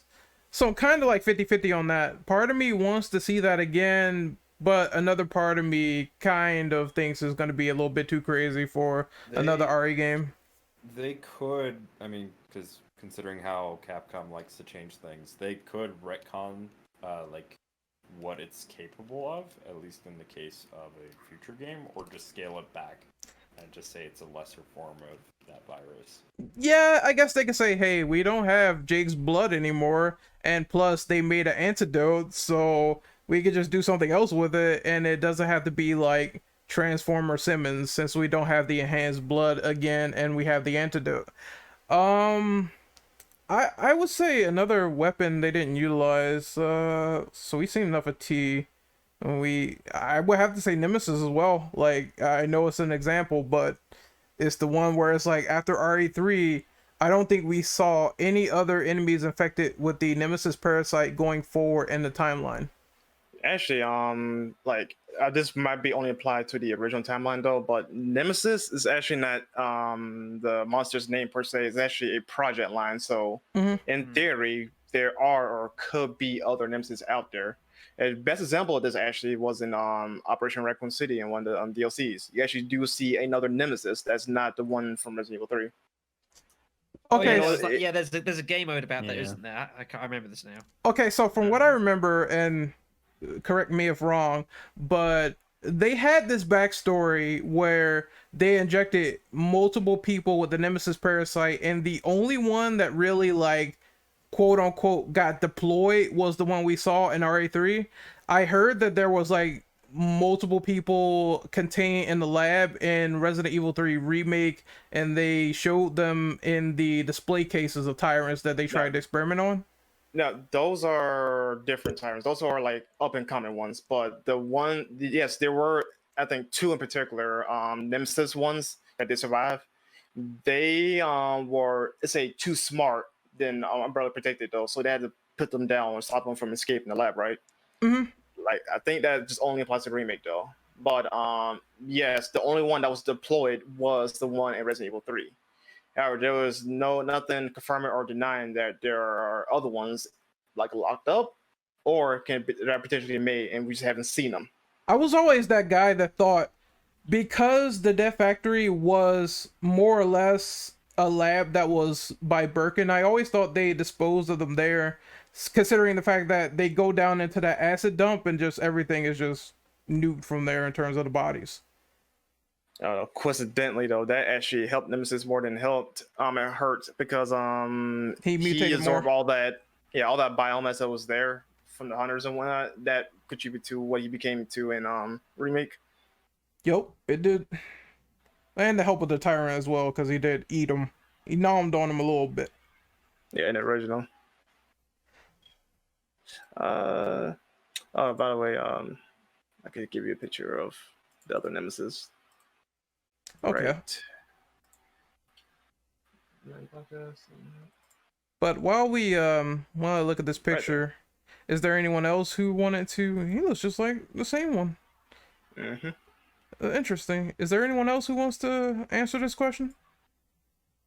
Yeah, I'll go. All right. For me personally, I think I would just like to see a tyrant, because like RE5, for example, we were supposed to get a tyrant, but it was supposed to be like Ouroboros infected. So We definitely got that in Rev 2, right? Yes. Revelations 2 did end up doing that.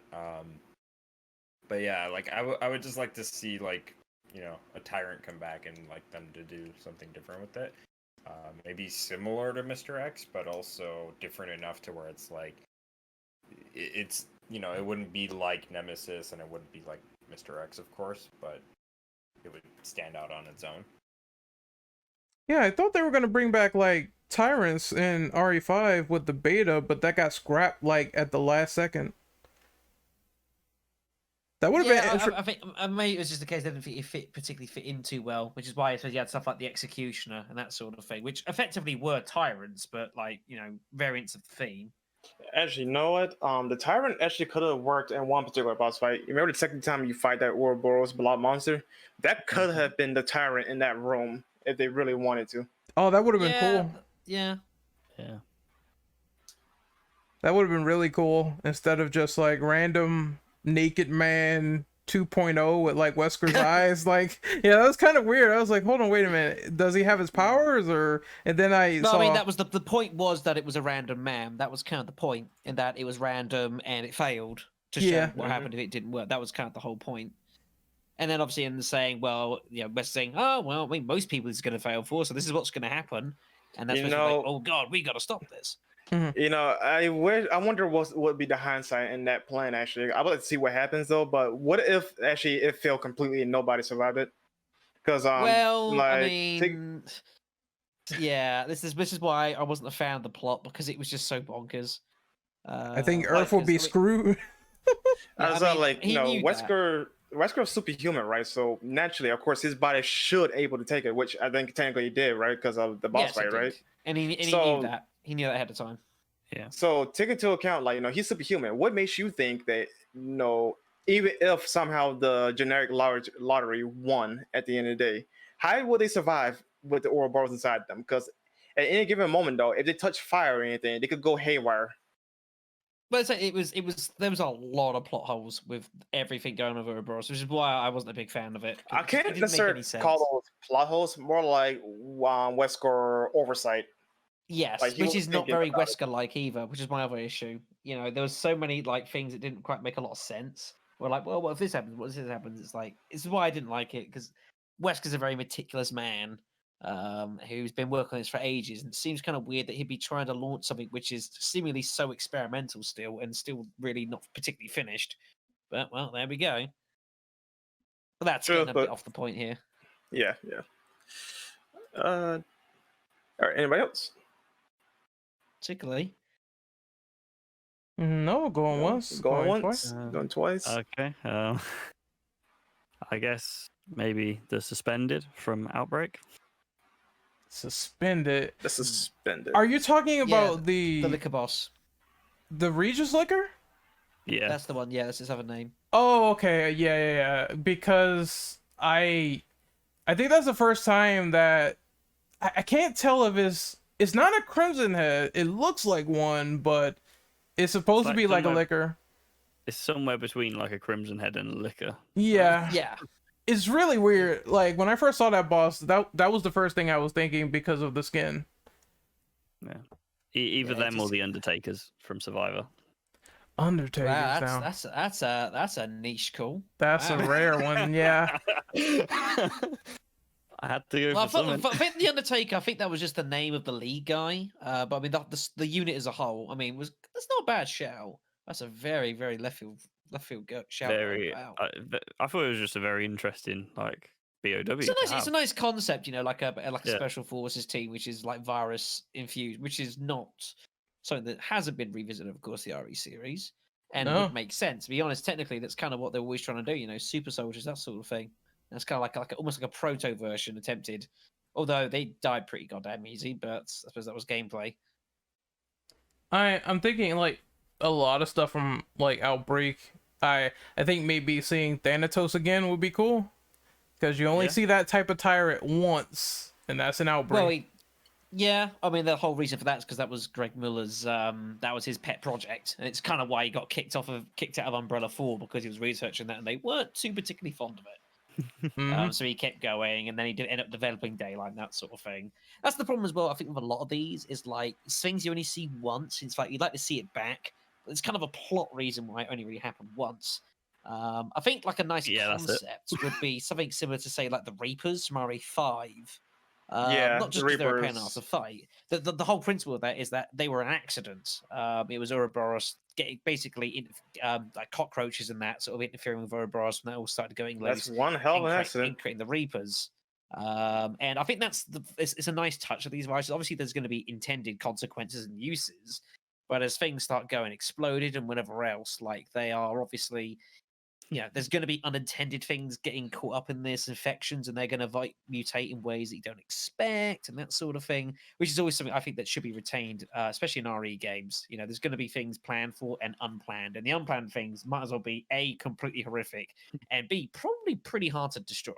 Bring back Deborah from RE6. I need to fail No Nut November. Shut up, Ren. No. Ren, why? I Wait could not till take that December, fight man. seriously when I took it on both times. I just couldn't take it on seriously. I couldn't. Oh. I couldn't take it seriously, but then again, I was playing with like one hand on the controller, so. Oh, she was doing these break Ren, dances. stop. Moving swiftly on. Right? Actually, you know what? That's one thing Resident Evil needs to probably should bring back is more bug type enemies because we haven't seen those in a good minute, Yeah, right? that's a good point. Yeah, there hasn't been too many. I mean, you had like the Navistadors in RE4, the Reapers in RE5, but beyond that, I haven't seen too much. It's been Bring fairly back sort of the humanoid frogs based. from RE0. I can't remember what they're No, called. Oh, the no, lurkers. First one. no, fuck those things, man. We had hundreds for that. Yeah. I mean, they were kind of like, again, something that was like an unintended-ish sort of side effect. It's not a bad shout. But then that's why you Kermit's had coming something to like, kill you. this is where you have stuff like, even like, let's say the blobs from like Revelations 1. Like, there's amorphous blobs, which are kind of a bit frightening when you think about it. They don't look like much, but they're just giant blobs full of people just kind of horrendously moving across and whatever else. Like, they're not too pleasant to fight. Yeah, most It's bugs. tough to deal with too. Most bugs that were featured never really came back. Like I think Scissortail is also one of them in Outbreak, and then Yes. Plate Crawler, that was also one of them that was only exclusive to Zero. But again, I think the reason for that is because the majority of those were all accidents. None Yeah. of these have ever really been like deliberately created or the intended point. There was something that got out of control, and there's infected sort of random things, and that was what we ended up with. The big one So was which the is- go ahead. The infected fleas and worms. Yeah. Oh Yeah, no, same no, sort of thing. please, no, please. Horrible The anime. chimeras. Yeah. All right, Chimeras so were manufactured, although the Chimera's manufacturing process was pretty horrific, pretty dark even for Resident Evil standards. Aren't they like I mean, human slash like bug? They there were, are- if I remember, basically what happened. I think it was like he took insect like DNA and shit, and like was like forcibly injecting it and impregnating women or something crazy like that. It's yeah, like they horrifically cross, dark. I think the that is cross right. splicing. Unbelievably dark. The only other darkest thing I can think of is Resident Evil Survivor and literally taking bits of people's brains as they're alive to create tyrants with. Jesus. That's about Jesus. I mean, Yeah, that's, that's there another was there dark was some really creepy shit that's happened, of course, the series. Not much, but they have trod that line a couple of times. Generally in these kind of side, really niche things. So, but yeah, that was the whole thing with Sheena Island, a tyrant production plant which needed parts of adolescents' brains, Oh, and they had to be alive, Yeah. otherwise it wasn't producing the shit that they needed. So yeah, they did it to them, open air. Great. Moving on. I'm gonna have to get more in that game's story now. I'm kind of interested. I'm not gonna lie. Yep. Well, we know what It's a your real- finish is. It's a real dark story. Good grief. It's a bit crazy, but like it makes some sense, but it is pretty ridiculous. All right, so I think Anyways, I think we need to move on to question number 8. well, Yes. did Nikki answer or? Whopper. No, you can do 8. It's fine. All right. Okay. So I'm sorry. I'm distracted by doing my homework in the background, so I'm listening to you guys and doing my homework, which I That's got a 100 on. It ain't Resident Evil related. It's not homework. I Damn. mean, not an S plus. not really related to Resident Evil, but it's related to like some scientific stuff that could be said in the game. So All right, then. How All do you right. get the T-virus? send the BSA over there now. I need Chris to lock her up. Break down He's her door. working she Sure. wouldn't mind. She would like that, welcome- actually. She'd welcome him through the door and say, "Yes, come Ah. in." I mean, if he's gonna help me with Will you stop? Will you like stop for a drink? Maybe hit the town or something. She'd have hard eyes the entire time if Chris busted down the door. All right, let's move on before this podcast gets X-rated. So- Degenerates and yes, gets kicked off. Yes. I mean, the no November only counts for you guys. Doesn't count for me. Aw. I'm having all my fun. I'm kidding. All right, well, we're moving on to number 8. So, what do you think of the storyline that involved Wesker selling the viruses on the black market in the first place? What is your stance on that situation in Resident Evil 5? I mean, What a Wesker it's- thing to do. I mean, yes, it's not even close to the most ridiculous thing he did in that game. I mean, there's a degree of sense to it in that what he was trying to do was obviously horrendously big business. He needed a shitload of capital behind him in order to fund his research and stuff because he can't just do it for the hell of it. And ultimately, if he had a way of sort of selling the viruses that he had copies of anyways to certain people, it would A, he could sell it for a shitload of money, and B, also cause issues in theory for people that wanted to stop his research having to deal with those things instead and diverting attention. So We would have more Promise. games too. yeah, that as Yep. well. So for a storyline aspect, it makes complete sense to me. And to be honest, if I was Wesker, I probably would have done the same thing. Yeah, I think it was all like But- a story reason to continue Ari going forward from there because, I mean, after they dissolved Umbrella, they were pretty much putting in the building blocks anyway for Wesker making his own variant. And then that sort of just went to him working with Tricell, and that was it. And then they put the viruses on the black market. So it's like, even though we're killing Wesker in this game, other people can also get the virus and use it. And this is something that he had been doing even before Umbrella had like officially died. Yep. With Code Veronica, he turned up. Umbrella hadn't perished at that point. They might well have still been on trial when that was all going on. Maybe or maybe not. I don't know my precise dates.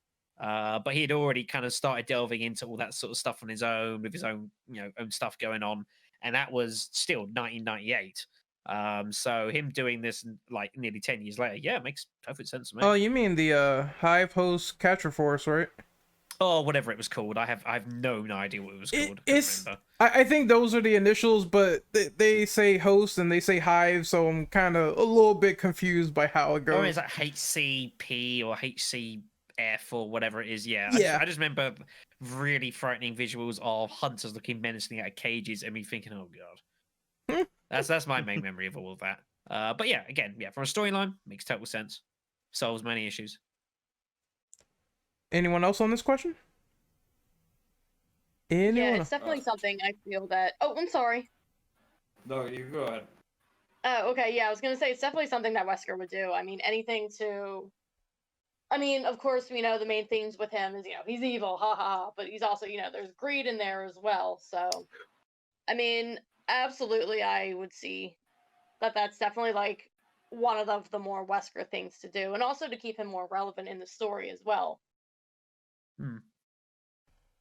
Dom? Yeah, I was gonna say this is also kind of something that was alluded to happening in the original Resident Evil 3 with Nikolai, and I mean, I guess you can technically say the remake as well, because other people kind of wanted to get in, or other unnamed companies wanted to get in on like what Umbrella was doing, because they were like top shit as far as like a pharmaceutical company was concerned in the series. So as far as like that's concerned, if they hear like, well, oh shit, like all their shit is being sold on the black market, we can get in on this. So it kind of makes sense. It's world building, isn't it? That's been developed after the fact. At the time, original, it was Umbrella. They were the bad people. But as you've gone on through the plot, and it makes sense that more people would have gotten involved. Yeah, you throw in little leads of little companies here and there getting involved. Yeah, Yeah. My only complaint though, really quick, is that like we only ever see like Tricell the one time, kind of two times if you count Revelations 2 with Neil being a bitch about what happened to Tricell. But Oh, you're correct actually, because we don't see the aftermath after Resident Evil 5 with them. So what's up with them?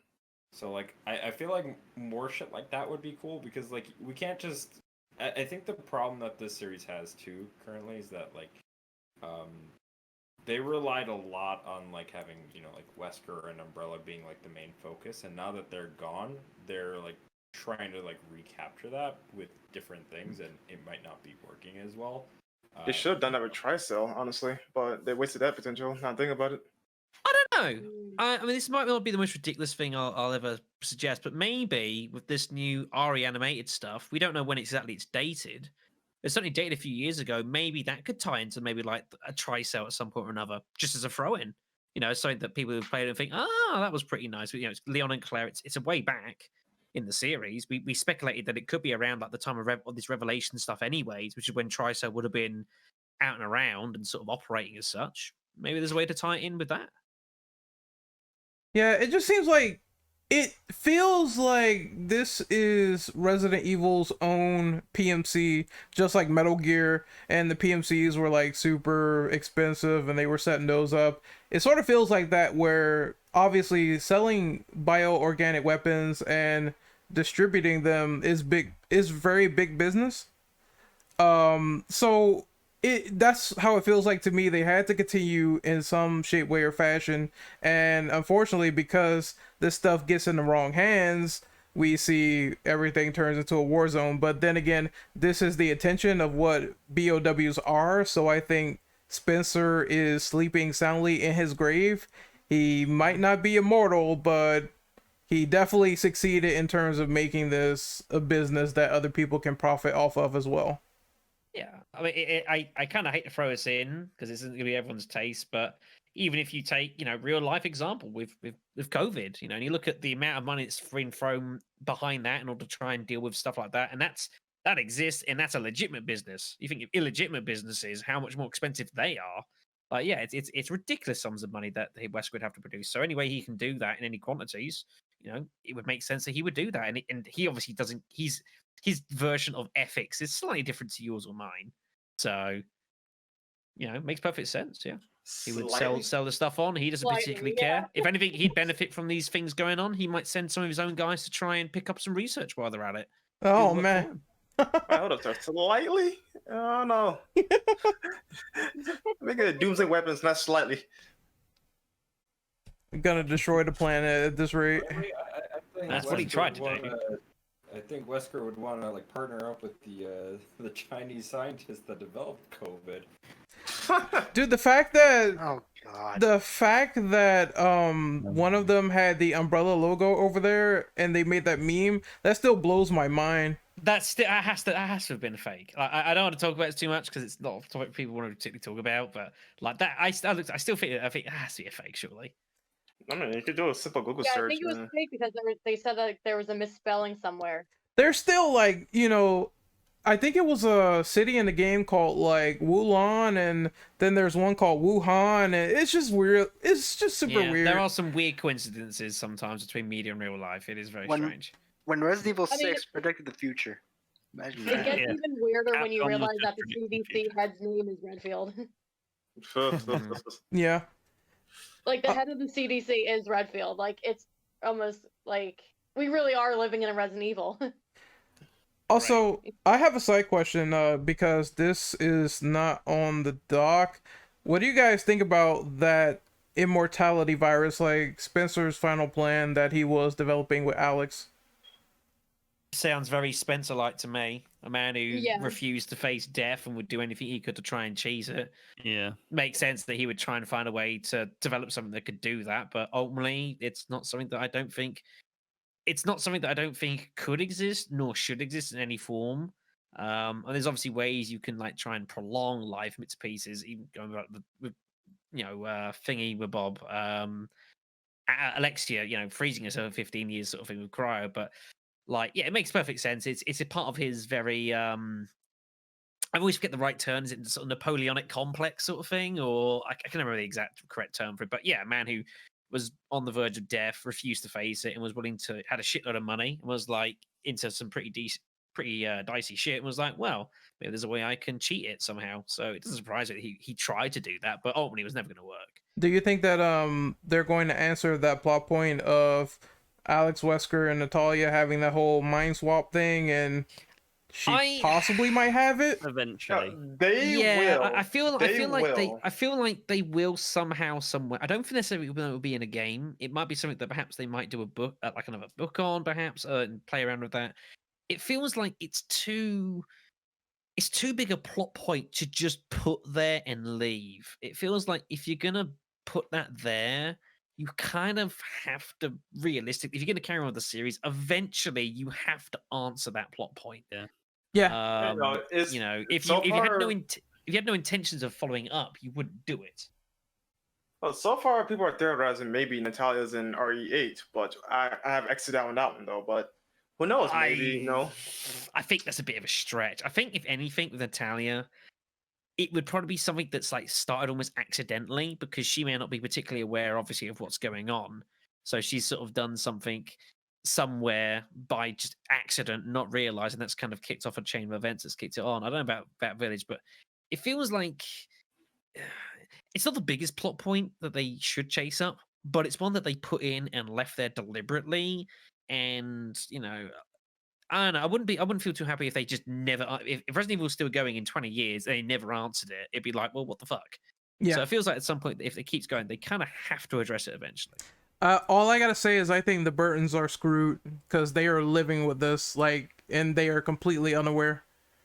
Yeah. That's a sad truth. Poor Barry. One day that'll trigger. Yeah, for whatever reason. But I mean, Barry knows about it though, so that's the thing. It's not like they don't. Barry obviously has some degree of awareness of it. I don't know. I can't remember the ending of Revelation 2. It's been a while since I've touched that, but I don't think he does know about it. I can't remember the I think he doesn't know. No, maybe he doesn't. I can't remember. My memory's getting. I'm getting old, everyone. I'll be honest. It has been a while since I've played it, but I don't think he does. No, he may not know, but yeah. Okay, I was trying to say that Revelations 2 literally picks up where Chris's campaign begins in RE6, or like as far as it ends. And at the very end, you see Natalia just reading, what is it? Kafka. Kafka, yeah. So they don't imply that like Barry knows. They only just kind of imply that like Natalia did definitely get her mind swapped. Yes, that's for sure. Like that definitely did happen. I don't remotely debate that happened for sure. That was left pretty unambiguous that that's what happened. So I mean, it's something they should chase up at some point. I don't know how or where. I think maybe if they ever do a Revelations 3, maybe that's what they would do and like follow up on that eventually. I don't know. They might decide to do a series on it, maybe like a visual, like, you know, an animated series. They got a lot of different scope, but I don't know if I'd want to throw it into like a mainline game. It feels like a bit too nichey to throw in. I don't know. You could. You could also just do something completely fresh. Well, Dan, you want to read the next question? Sure. With alternative content for the franchise such as CG movies, comics, novels, manga, manhua, Chinese manga, and even the live-action movies, do you think there's room to bring in any exclusive viruses or B.O.Ws into the games? Examples are the Cameron virus from Biohazard 4, the Executor, and Malady virus from Resident Evil Vendetta, a G-infected eel from Resident Evil Danger Island comic, etc. I think it'd be a pretty shitty series if they didn't. Put it mildly. I think like you have to. You have to try and bring in something new to some degree. I want to see that G-infected eel. Dude, it's fucking ridiculous. It Yeah, that might actually actually be grows pretty like cool. fucking arms and shit. It's crazy. I just figured What that, and I the just figured hell? the Albinoid. I just figured the Albinoid from Veronica. I'm like, maybe I don't. I gotta find it for you guys, but like, yeah, I don't think they shouldn't like take into account like things that are maybe considered not canon, or maybe things that are in extended lore that we don't see in the games, and try to introduce them into the games in a, you know, maybe subtle way, or in a like scaled back way. I think just as long as it can work in the context of the game, of course. Yeah, the Cameron virus is literally the fucking thing. That would be like, Yeah, it's the crazy. most dangerous virus out of all of them. yeah, because once it gets into people, it can completely overwrite them and take them over. So your buddies could be affected, and you'll never know the difference until it's too late. So I think that'd be very interesting for an RE game. No like one them would to do survive the- that. Yeah. The Karen virus. Oh my god, Yeah. Brandon. I'd like the animality virus from Vendetta to get into a game as well. That would be quite cool, I think. I mean, the thing is, it's even going forward. You can correct me if I think of it. I kind of view stuff like, you know, the animated films and Revelations. I kind of view them as kind of the same thing. It's just that one's a game and one's a movie. But outside of that, I don't think they're there's really canon that much either way. difference. They're sort of both side projects with about sort of particular viruses and particular places and particular incidents, you know, with specific characters. It's nothing massively wide scale. And most of them are You know, canon if you too, so if you yeah, I mean, you could easily turn Revelations 1 into a film, like a CG film, and you know, Vendetta sort of thing, have that as a Revelations game, and you probably wouldn't realize that there's much difference, to be honest. So That's true. There's plenty of scope for them to do both of them. the hell? And they should do, you know, again, like as people experiment with these different viruses and kind of have their own their own trends, what they think it should work, then that's going to obviously cause its own particular type of infections and sort of things. And ultimately, you know, infections are unpredictable at a base level, and you could infect like 1,000 different people with the same virus, and there's going to be one or two that, you know, kind of react differently for their own reasons, their own hype, their own antibodies, their own whatever else. So yeah, they should always be trying to bring in, you know, at least something that's different. Of Otherwise, I don't think course. it'd be very, very interesting. Of course, the eel has the signature G eyeball on the side. Yep. Oh my god. That thing looks Fucking mean. eyeballs. I thought you were joking about it growing arms. It actually grows arms. So it actually grows arms. I think initially it does not have arms, but then as it mutates in that comic series, it starts to fucking grow limbs. It's ridiculous. I love Needs it. a nuke. Needs a nuke.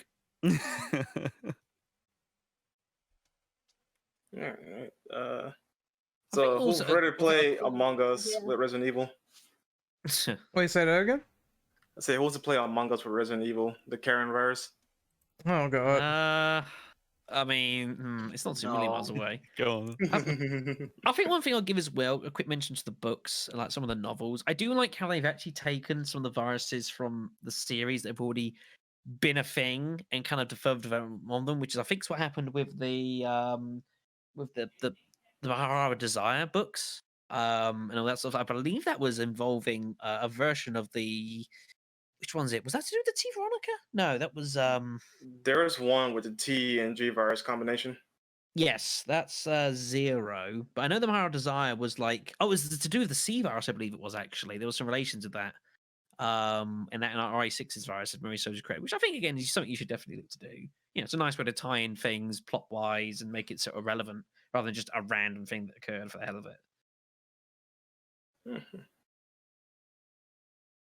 All right. Anybody else? Going once?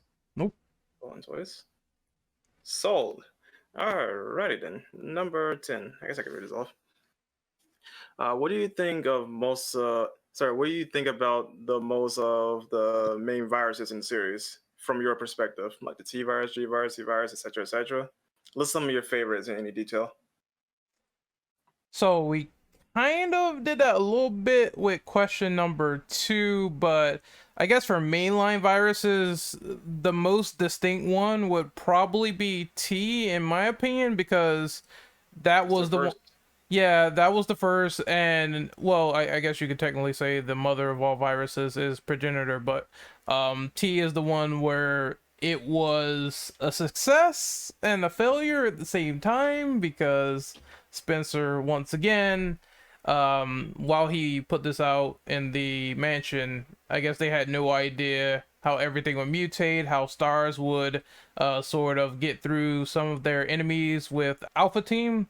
And I guess I guess it's just the most prominent one because of the zombies and the tyrants and everything that's in the mansion. So I would definitely say the T-virus is the most prominent one that many people can recall from memory, and G would be second, although I think G is great for bosses because once again everyone just turns into these fucking abominations and it's just non-stop. Like Burke and something else each time you see him.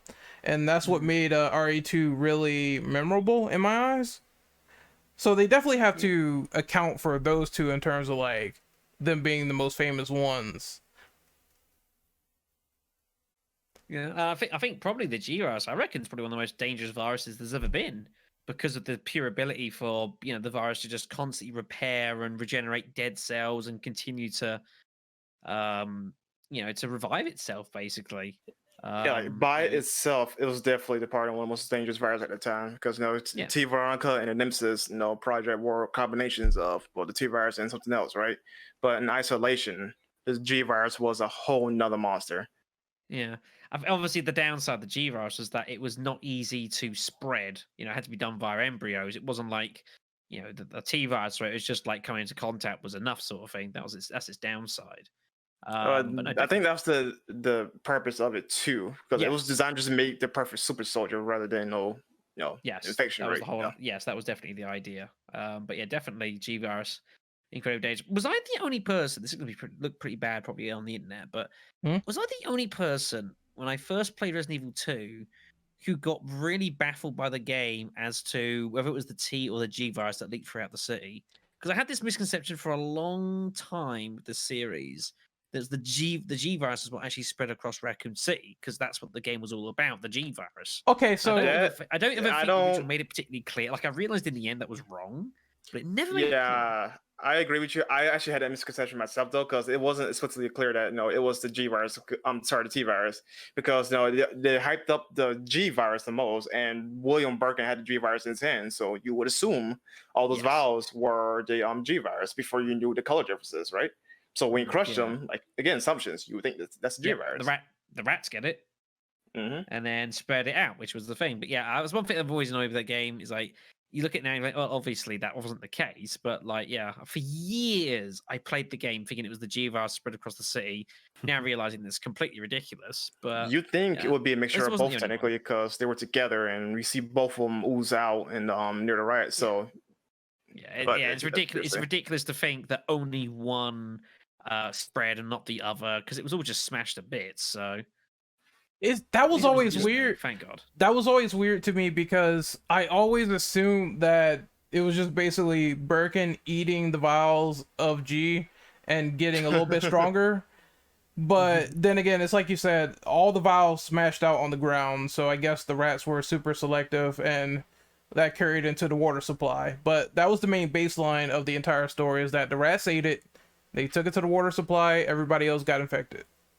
So, yeah, and it started spreading throughout the city and such. So It's also it was a bit plot hole-ish. They did do a good explain that. They kind of made it a bit more easier to explain than the remake, but yeah, the original game, it's a bit of a logic jump, which you kind of have to make there. They don't play on that fear as well. Like, even though it happens throughout the entire city, like, there's no one else, like, actually in the story that drinks water or anything like that. So I was surprised that this plot point was not touched upon that much in the remake in terms of, like, people actually drinking the stuff. It just sort of happened. Yeah, it just sort of happened. It was just the rats getting it, and then obviously getting out into the city streets, and because they're infected, just start biting people, and that's how it spread. That was always my headcanon. Yeah, that would also make sense though. But like in the case of remake though, they never show how it happened. They just tell you that the virus got out. It already That's had, it. yes. Yeah. Could you imagine how different the Raccoon City would have been if it was the G virus everywhere? Oh man. Well, they would have nuked though. They still would have nuked the place. I mean, it probably would have been the same end result. Yeah. I feel like the games would have been a lot scarier. Honestly, no. I think the characters actually would not make it out there alive because think about it. If the zombies were affected with the G virus or whatever, right, they would be constantly regenerating left and right. So there's no way that Leon, Claire, even Jill maybe would got that shit alive. But it would never have spread anywhere near as fast as it did in the first place. That's the thing. But potentially yes, but that's still up in the air because what was infected would have been impossible to destroy. Yeah. But there would have been significantly less of them, so probably a lot of people would end up getting out, and they would have had to probably nuke the city anyways, because nothing else would have worked. Mm-hmm. But I mean, yeah, it could have definitely played out a bit differently. Also, on this. Sorry. The G virus did spread a little bit, didn't it, in Raccoon City, because there was the creatures in the sewers, like the really infected. I can't remember what they are. The really infected adults. Yeah. Okay. How were they made? G, right? Yes, those are G-based monsters though. But in the original though, William was affected somebody to get the G embryo out of somebody, right? Because their bodies protected it. But in the case of the remake, though, I don't remember an explanation behind the G embryos. Because you do see one pop out of the chest, though, right? But did William do that, or was it another adult? Yeah, this is... I think it's kind of the idea is that these are like embryos that had like sort of matured a bit, but hadn't fully incorporated the host and kind of like gotten rejected, I guess. Because the whole idea with like Birkin, for example, was looking to obviously to procreate, which is why I was hunting down Sherry, because obviously it was a daughter, so it was matching genetic material. Now, obviously, Birkin might well have been putting embryos into other things, but obviously that wasn't going to work properly because of the fact they weren't matching genetic material, which is what happened to Ben, which is what happened to Brian Irons, if you played the correct scenario for that also sort of Ben. thing. Both of them, Ben and Irons. That's exactly what happened. So I'm fairly sure that that's kind of largely what was going on. Is that these are sort of like the rejected embryos that have at least had a start, and then kind of just like make that they still develop as they go because they're still G. They kind of develop as an adult on their own, but not inside directly as a host, and not as such as like some of the Birkin. So yeah, so the host is like not genetically applicable, so it gets rejected, rips it throughout, creates a G creature, and then it grows into like its adult stage not too long afterwards, which is what ends up you start fighting in amongst the sewers. The only like little issue or caveat or whatever is like we didn't see William affect people. Like well, actually no, that's not true. We did see him affect William. Not William. What's his name is Irons. But you see him affect Irons. Ben and Irons, yeah. That's the only. No, I mean in the remake, he's the only one we seen infected though. Like, so how did? In the remake, yes. Yeah, in the remake, yes, we only see him affect Irons, but how did he affect all those other people in the sewers? Like, how did he get there so quickly? Because you see civilians down there versus like the guys that Hunk came in with. Like, that would make sense if they were affected as well, or at least got some type of infection afterwards. And they caused the sewers to get flooded with the biomass, but it wasn't showcased that way. It just showed civilians down there. That one's weird. I think what I would suggest is that this is because obviously the whole process of the infection across Raccoon City occurred over a couple of weeks or so. And it's possible that there may have been stuff obviously going on before that as well. There had been testing going on anyways. Umbrella was secretly underground, so it's possible this is stuff that had been happening even before the incident. Yep. It's a bit of an open air. I don't think they've ever really specifically said why that is the case. But that would be my best. That'd be my best shot. Alrighty. Anybody else for this question? Because I think time for us to move on to number 11, right? Going once, going twice. Soul the Renegade, you have number 11. All right, let's see. So, how do you feel about the antidote for certain viruses in the series and the long-term symptoms on people? For example, Sherry gained regeneration from G and Jill's T-blood. It was reawakened to give her more combat abilities.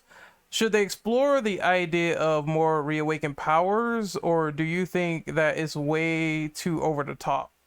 It's probably there's two parts to this question, isn't there? Really, it's okay. So let me get my perspective real quick. It's in terms of long-term effects, the only person we've seen that it was very prominent on was Sherry, because when she was impaled by the plane in RE6, we saw that her organs clearly morphed back into her body and it fixed everything. For Jill, we don't know because she's been in quarantine for a long time, and I'm sure that they're gonna do that whole process of, if Jill comes back, she will definitely still have T in her blood, because they could not isolate and get rid of it even when she came back. And well, she produced antibodies because of the cure, so they technically cannot get rid of it because it's literally all in her bloodstream. Yeah, this is Wesker's problem, because that's what he wanted to do and he couldn't do it. So he was like, "Oh shit, well, never mind." Yeah, so he left it alone, but then he noticed the antibodies, so he figured, hey, let's experiment like a little bit further and see what we could do with the P30, I believe that's what it was called, when he put the device on it. Yeah, P3, yeah, that device thing. Yeah, he put that on her chest. She got like abilities where she was fast and doing all the stuff, and then they removed it. So in that case, I don't know if she retained her abilities or because they took it off, that was it, and then they put her in quarantine. We don't know on Jill's behalf just yet. No, we don't. The only thing that we know indefinitely is that she still has all the acrobatic abilities. She just might not have the speed. Yeah, by all intents and purposes, her performance should be significantly greater than what's before, given that she got experimented on. Yeah, I would wager. I mean, she's probably going to be probably more than, say, Chris is, obviously being sort of similar-ish sort of age groups. I mean, Chris is like best part of 50 now. He's in his late 40s, late 40s. He's best, yeah. So Jill's probably not too far behind that. So for someone of her age, so someone of her age, like, she's gonna be way beyond probably what she should do. But it's not gonna be the point of like Wesker, for example. Probably not the way of Sherry. I would kind of hope not. I think that's a little OTT. But it wasn't displayed her having a healing factor, because if that's the case, then she would have shrugged everything off after the device ripped off her chest, Yeah, so she doesn't have a healing factor. No, which is good. That was a thing specific to G, specifically, which is why she didn't have that. But she may still have more like abilities sort of in combat because of that. I mean, you have to have antidotes ultimately for a lot of these viruses, otherwise these stories would just sort of never end. And I guess it's not really how it works in real life sometimes. There's things always around. But like for story and plot purposes in a game like this, you need an endpoint eventually for most of these viruses, and that's where obviously the BSA puts in its work to do that. But yeah, the whole Sherry regeneration thing of G, it makes sense from a plot point and a niche plot point. But I think more generally speaking, it's kind of like it's difficult to get your head around, because like she regenerates in cutscenes. But then when you play another game, she doesn't. She just does in a couple of cutscenes. She's like, oh, suddenly, map out of myself. I'll be fine in a few minutes. But then you're playing for like 2 hours, 3 hours, 4 hours in a game, and nothing at the time happens.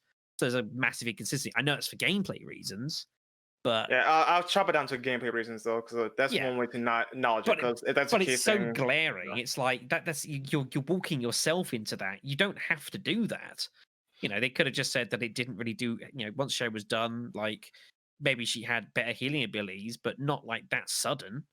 In all I mean, fairness, though, that could also apply to, like, say, with Chris versus Wesker. Like, Chris in the cutscenes, while yes, he did like push Wesker and he was able to do something physically, but in the gameplay, though, he knocked him on his ass free without even trying, right? So, like, just chop it out as just gameplay. yeah, I suppose it's hard to look at those sometimes and not think of the plot implications and think that's pretty glaring. Yeah. I suppose that's the thing though, to like say folks like us who would note on that more. It's a bit more glaring, whereas to sort of a general gamer probably doesn't care too much about that. So that's just comes with the territory, I suppose. Okay, so I have one more like tidbit to add to this. The Wait, antidote. Ren, I'm sorry. Before you go, I apologize still, but there's one character that we actually forgot. Who's Claire. the Oh, Claire, she 'cause is we got- infected with t-phobos, right? Yeah, she has. Well, yeah. Well, did they Yeah. not ever? Is there not a virus? She still has it. She still has it, but she's free of it. It's weird because they really didn't go into detail if they put her in quarantine during that whole moment, because at the ending of Revelations 2, I assume there was a time skip before they moved on before the events of RE6. Mm-hmm. Yeah, so that one's a little bit weird. I can't tell with that one. The only thing I can say is that she clearly did not trigger the virus to be scared of it and obviously transform, because that never happened. All we can assume is that it's still in her blood, and we don't know if they're going to do anything with that in terms of going forward. That's it. Because I know, well, obviously, the whole idea was with oh my god, with Claire. Obviously, she comes out of the situation and then gets rushed to hospital, sort of thing, and all the rest of that hell. But I don't know. Yeah, I Does was she just actually thinking still that as got well. it? I legit don't actually know. Dom said that Mora also has it as Yeah. well. Moira, yeah, Moira probably 'Cause, would. uh, Yeah, they were both in the same place. So I mean, I can't remember the canon ending for that. It's the good canon ending. ending is She escapes, doesn't she? yeah, the canon ending where everybody lives at the end. Yeah. Because Claire escapes, but Mario gets left behind because she got stuck on something. She Yep. tells to go, Yes. right? Oh, and Now, then there's an add-on that yeah, okay. Yes. because she's with the old dude, and then she does eventually get out. Okay. The So in that survivalism. case, then yeah, they both are still infected with that then. It's so strange. Like, It also doesn't help in the case of Moira because she legit like triggered the like virus. I think that's why her wristband is red in the Yes. DLC chapter. Yeah. But the reason, like I said in chat, it's a reason why she didn't transform is because she overcame her fear. Mm-hmm. That was the Fear of idea. guns. Yes. yep. Wait, so when that happened, did that happen like before or after she killed Neil? It was to do with the Neil thing. Yeah, she needs to pick up the gun in order for you to get the canon ending. That actually is tied towards what ending you get, is you picking up the gun. Yes. Yeah. If she picks up the gun, she conquers her fear of guns because again, she shot her sister. So after that, she's squared. So that's why her transformation didn't trigger. Now, in the case of Claire, though, it was never just strictly explained why she didn't didn't transform, right? Now, granted, her thing was still like neutral, like it was still orange, not red like Mora's. But what happens if she like step on her toe and her thing turns red? Like, what happens afterwards? Yeah, I don't know if she actually still has. I'd have to look into this and do a bit of reading, but I don't know. She may or may not. I'd have to look into this and do some research on it. I didn't come out of the game particularly thinking she still got it. I don't know. I'd have to look into this a little bit. That's the same situation in RE7. Knowing Capcom, they're gonna just conveniently forget. I just have a feeling like it's gonna be there, but we're not gonna touch on it. I would say one cool aspect would be maybe a fear of loss. So if they decide to put like maybe Chris or Claire in a game and he's about to die, that could happen. But I doubt they're gonna do it. I have an idea. Yeah, that would be really pretty quick. crazy. I have an idea with that really quick. So you remember the cut version of RE4 where Leon was hallucinating and shit? Why not do that? Yep. Do that with Claire? Yeah, That'd be cool. That'd be cool. because she's technically infected, so you can kind of go along with that. And as far as like the end of Revelations 2 is concerned, I don't think they ever mentioned that there was ever a cure for that strain of the T virus, so it could work. Of course, we also have Infinite Darkness coming, and they could actually bring that up in there, but we won't know until that show's actually shown off. I There's think- one other thing that I want sorry. to bring up before we move on to the next question, though. As far as like antidotes for like viruses are concerned, I really fucking hated how the A virus was in Vendetta by the end, because they literally just fly over New York City with like aerosol, and just everybody reverts from, you know, being cannibalistic zombies to just normal people. Even like the fucking homeless dude who I'm pretty sure ate a fucking person, you know, goes back to normal with like not a fucking drop of blood on him.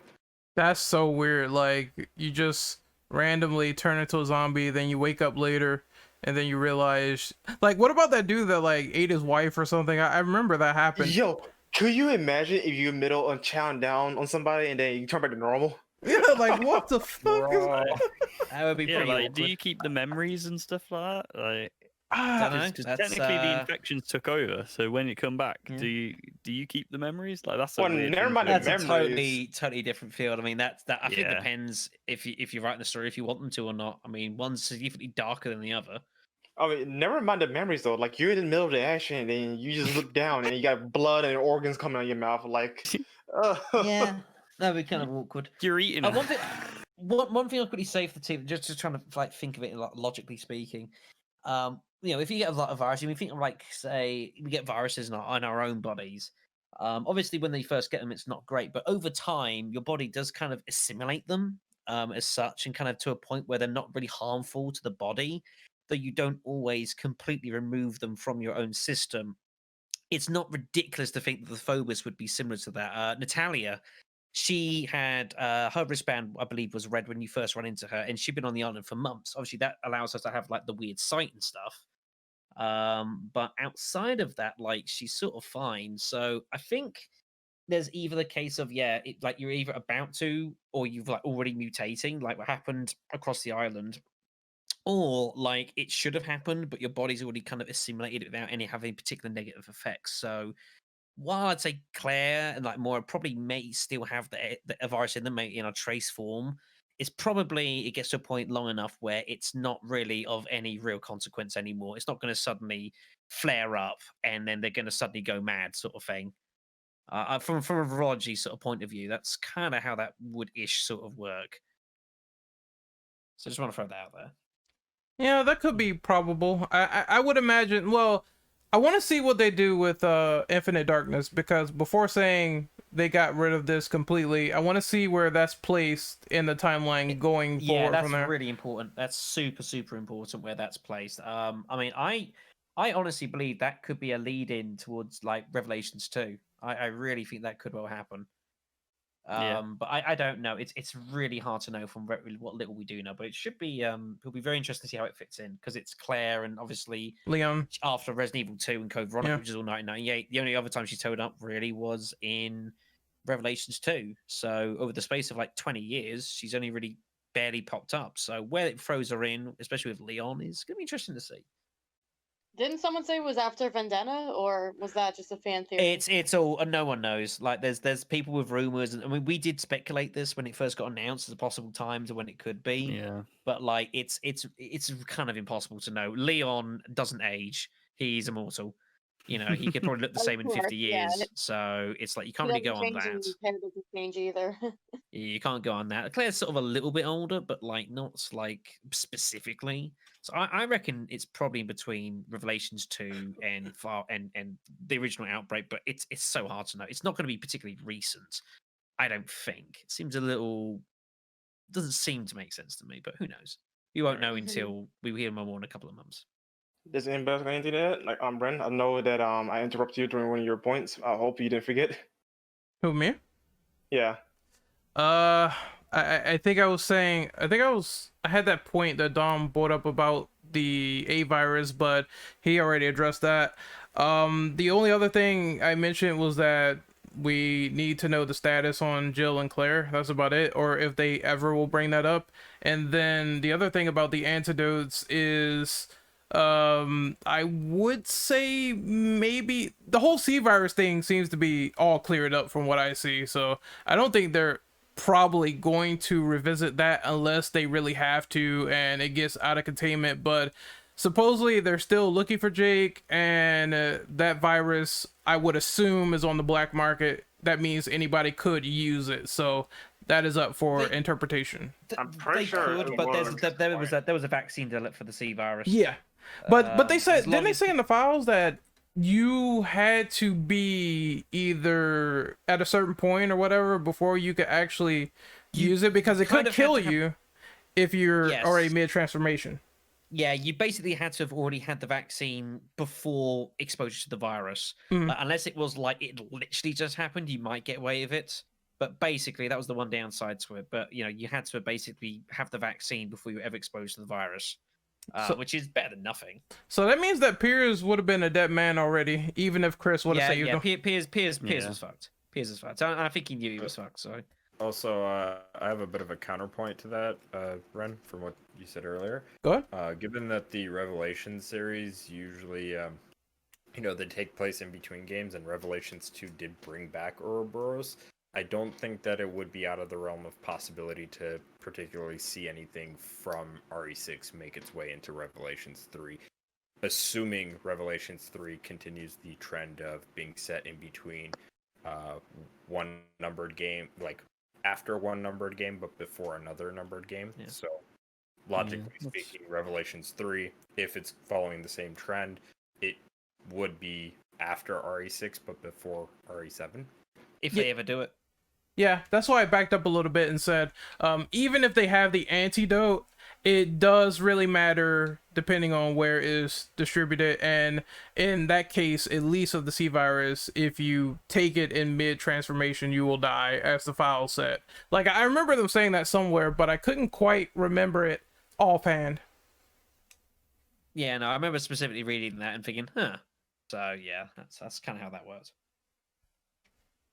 But anyone else want to go on this one before we move on? No, going once, going twice. Sold to the bitch in the red dress. So let's see. We're gonna move on Number to 12. number 12, and I'll read that. Who do you think is the most disturbing creature in the series from a visual perspective? I guess I'm gonna go with the basic answer of Lisa. I mean, it's pretty gross seeing. Oh, somebody posted it, by the way. Well, that yeah, you three. You three, yeah. I guess I'll go with Lisa because, again, she does have the faces of her family on her body, and that's gross to see up close. And I thought the illustrations for her was really strange, with the tentacles coming out of the face and the mouth and the eyes, and the G virus eyeball on the back. So I would say that runner up would be Birkin. I mean, every form of him is pretty hideous outside of the dog, because I think Dog Birkin is utterly hilarious in terms of how he runs. But that's about it for me. I'm gonna go with Birkin as well, but particularly the remake one.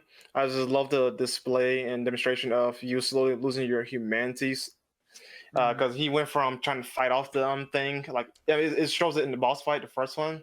He's like forcing the eye, trying to force it to stop moving him, but he couldn't fight it. Then you go to G2, where it's more leaning towards the virus winning. Then G3 is GG's.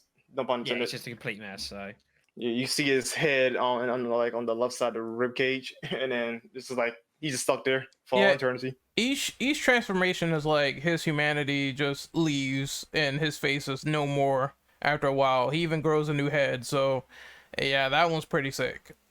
Yeah, not to mention the G5, where you see him sprout out into this giant like leech tumor monster.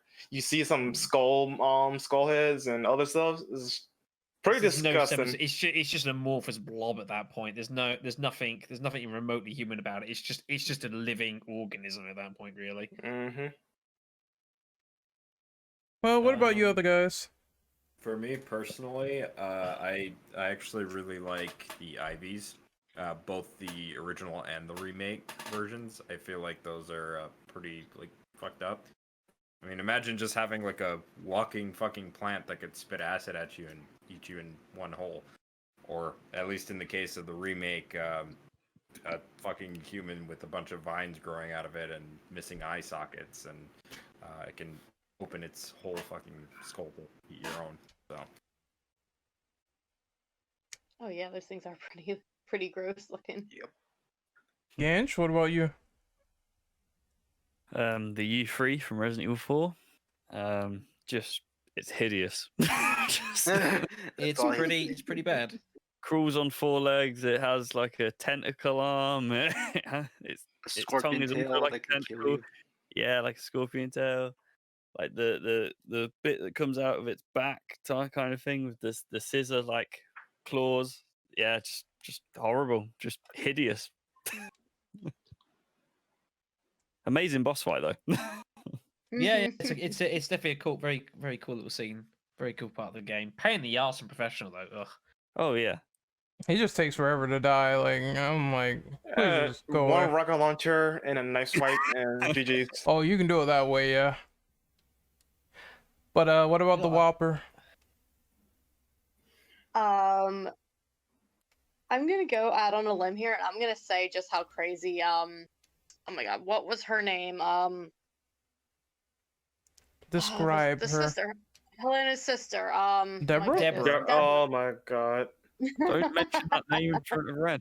Oh, that was more hot to me than terrifying, but all right. Well, I mean, Red it wine. wasn't scary or anything, but it was like, what the hell is going on here? I mean, Stripper that's already lubed up, double cheeked up on a Thursday God afternoon. damn it! Why? Why is that a thing? Why did Ren want to do that? I just blame I mean, Capcom. honestly, like that whole game is just completely like. There's a reason why they call it like the horny game. It's ridiculous. It's not good. I mean, Capcom should have been sent to horny jail for that. There's no question. But like, it's Particularly that fight, yeah. I'm trying to think of like an enemy that was legitimately creepy to me in 6. I guess I would have to go. I mean, it's such a basic answer, but I would have to go with that blue regenerator thing, cause how he splits apart. Guessing. Yeah, how he splits apart, and the fact that if he grabs you, he can one-shot you and impregnate, and then the baby comes out. It's pretty disturbing. Oh, those. Oh, and things, R6. Yes. Yes. Yeah, and R6. Yes. The kind of like derivatives almost from the uses. I forget what they're called off the top of my head. It's a weird Serbian name that they have. Raskoplanes, I believe it is. Raskopanji, Yeah. Raskopanji, something like those lines. And you can also another good shot. take his hand and put it in the microwave. That's pretty funny. Yeah. I think actually the Ogremans, the giant things from R6 is also probably a good shout as well, just for their like immense size and just pure durability. These are literally like almost genetically engineered, like super monsters, like just to like take on armies. It was a cool sequence as well, actually dealing with them, but like they're pretty fucking frightening to me if you ask me.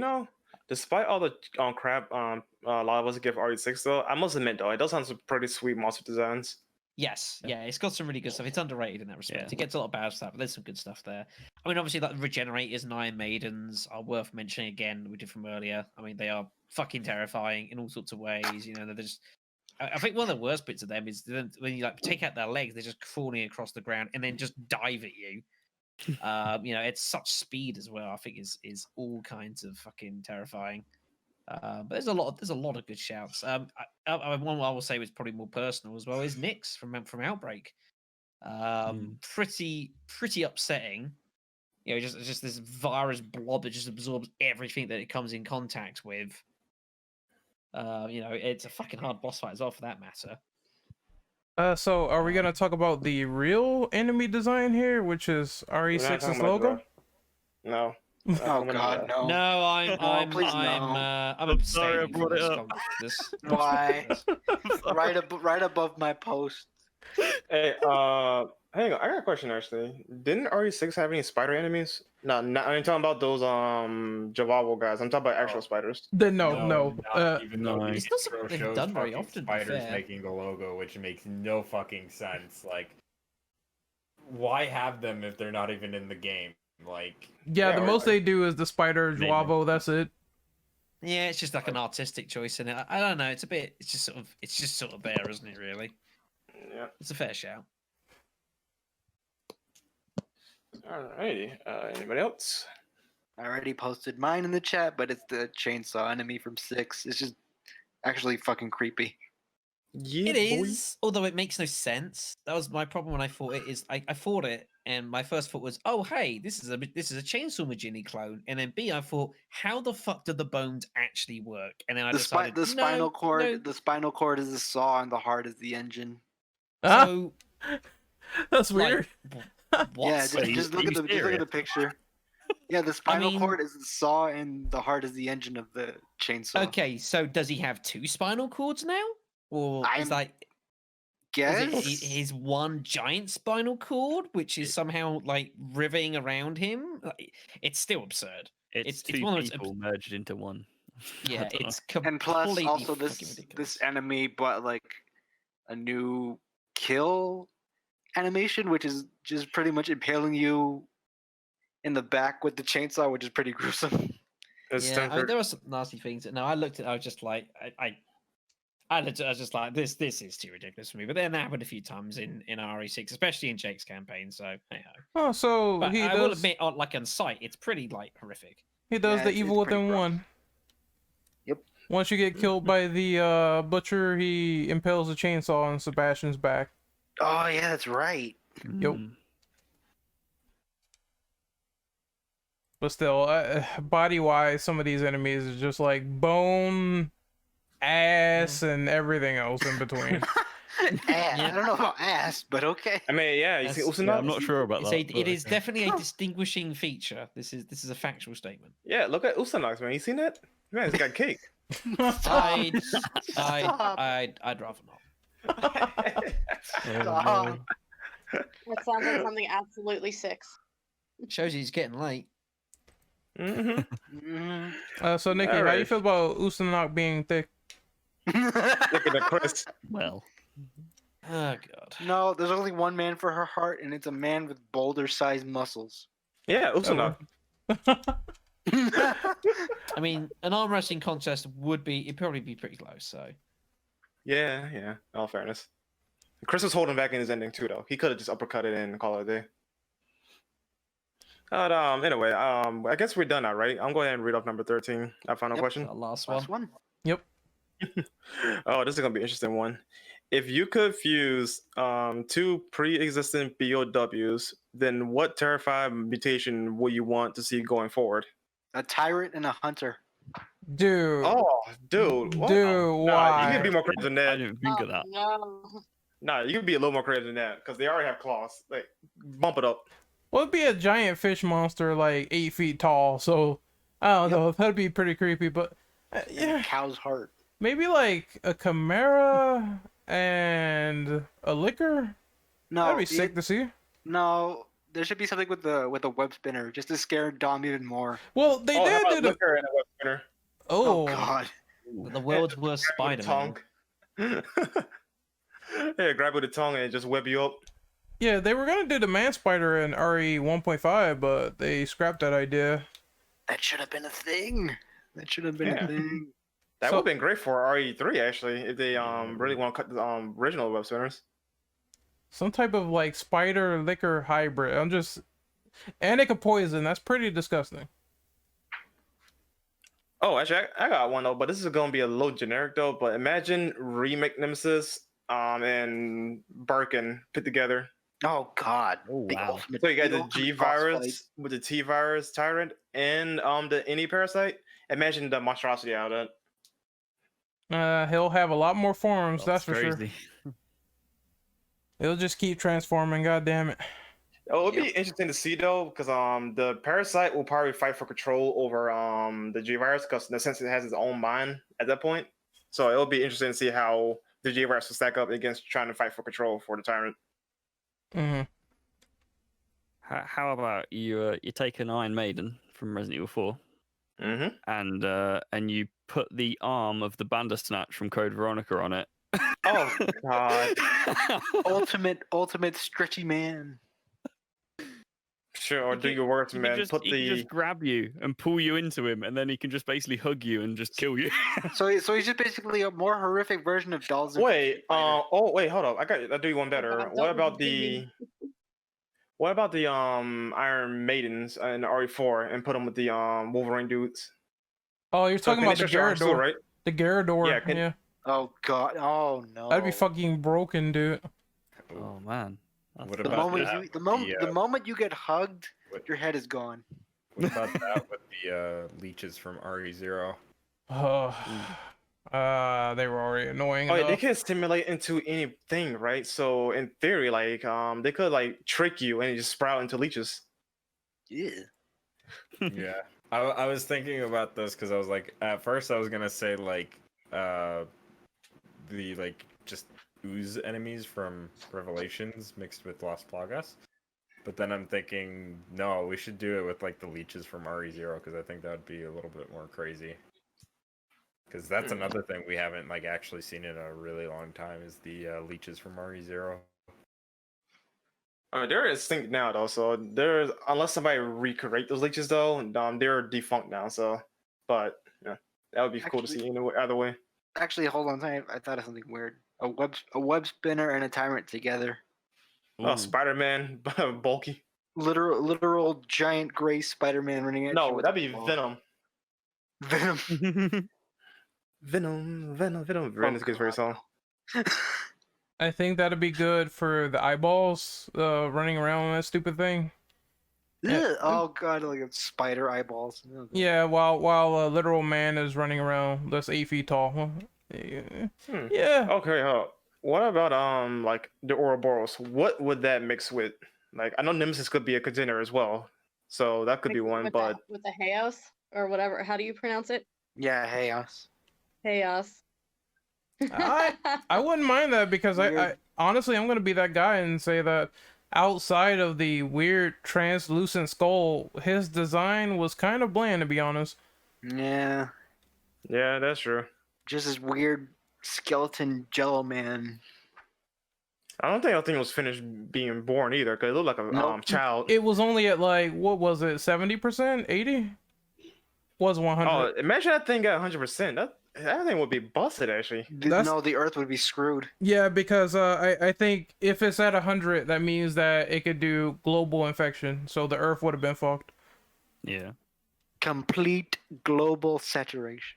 What would be the point of? I don't understand these villains. I swear. What's the point of all this? You got no plan to Well, rule. this has been my problem with Resident Evil 5 since its inception. Is that for such a meticulous and Wesker doing something like as crazy as that, I never seem to sync with him, which is my problem. I know this is getting horribly off topic here, but it's worth bearing it. I just never could quite get it. Yeah. I think in that case they wanted to do global because Carla had, she was real salty. She was experimented on, and she wanted to get back at Simmons each and every single time. I'm not saying the plot is like super good, but that was the reasoning behind it. Yeah, at least there was some sort of storyline reason.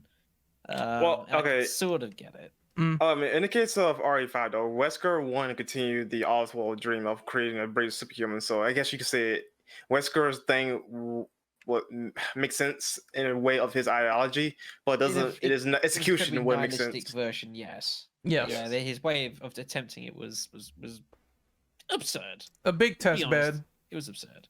Yeah, pretty much. How about an eliminator and the scorpion from Zero Stinger? I'm so tired of those fucking God, monkeys, I hate dude. you. Monkey I scorpion. hate you so much. To be fair, having just recently knife run Resident Evil 0, that was hardly the worst part of the game, but they are not fun. You not can actually fun. knife, I think, to death, so it's not hard. But Well, I mean, the eliminators. I never bothered trying to knife them. You just run for your life and you just move on. Imagine the eliminators with the scorpion tail. Fuck. You're The crazy. scorpion You wasn't know that that? bad to knife actually, so I can't. Poison see and that. scratch to death? Nope. That doesn't sound like a fun way to die. No. Yes. Get out of Or my hey, way. Resident Evil, there aren't really any fun ways to die. Or Get out top of it my up, way, stupid albino monkey. put the scorpion tail on the hunters. Oh no. It's already poisonous hunters. I don't need more of them. That's what sweepers were. Yep. Yeah. Anybody else? Going once? Nope. I don't think so. I'm trying to think of one. Nah, I pretty much gave my answer. Yeah. I kind of like the individual identity that a lot of these creatures only have. I don't think particularly too many of them actually mix all together that well. It's kind of difficult to think of combinations that potentially would. So, you know, Dogs with crimson heads. I want Prison dog. Oh, That'd be cool, actually. Like, just imagine them bigger and badder. and they keep beat with the liquors though. Yeah, perhaps maybe other variations for creatures could work as well. Like we see with the hunters, they went from frog to the betas with the cancers on their heads, you know, and maybe they could do more stuff like that. Because I think in each and every single RE game after 3, there was always like different types of hunters. And it was also it wasn't the same as the original base model that was in Raccoon City, so they could alter it and splice it with some other species. I'm trying to think what though. Insects, maybe? Insect frog? I don't know. El Gigante with a web spinner. Sorry. That'd break the game at that rate. I remember them saying like in Yeah. RE 3.5. You know, Good. I'm surprised none of you use Spencer. I'm not Spencer. Simmons. That's the name is right. The Yep. main dude of RE6. Yes. Like, I'm surprised none of you said him with something else. He's already like everything else. I mean, that's the thing. He was could pretty much transform, right? combined. So He's an stack it- animorph. There's no need. Like stack it with something else. So like the freaking Ouroboros, G-virus, or something silly like that. So it'd just be a giant dinosaur with worms covering him. He can already transform into Grimlock from Transformers. We don't need anything else. Grimlock. Me Grimlock. Me friend. Oh no, maybe. Oh yeah, there was that idea from Outbreak with the G-infected dog that was cut, and you can see the protruding head stuck in the shoulder blade trying to come out. So maybe they could do something like that. It's gross. It's creepy. But it doesn't look like a regular Doberman. I think it's like skinless, just like G. So it's skinless and pink. That's pretty disgusting. Skinless and pink like a hairless cat. Yep. All right. So I guess we're done here now. So it's time for outros. Yeah. Let's start from the top. the best. B.O.W. Yes, B.O.W. Outro yourself, sir. Bye. You can find me as B.O.W_Dom on YouTube, Twitter, sometimes Twitch. That's it. Bye. All right. Black Shadow. Outro yourself, sir. Yeah, I'm available around various places, Twitch.tv at black/_shadow. Blah, blah, blah, blah. I always get this wrong. Black_shadow_993. It's very late here, folks. Also available on YouTube at Black Shadow 993. Pouring into absolutely gobs love of Resident Evil. Currently doing Outbreak File 2 again. Nice. All right. Clean Daniel. Outro yourself. All right. All you lovely people can find me mostly on Twitter at @thedirtydan_. Talk mostly about Resident Evil like these dudes, but also fighting games and other genres as well. All right. Ginge, my man. Outro yourself. You can find me on Twitter at blitz_ginge or on YouTube at Ginger Ninja, where I play a variety of games, Resident Evil, Dead Space, currently playing through Avengers. Yeah, anything.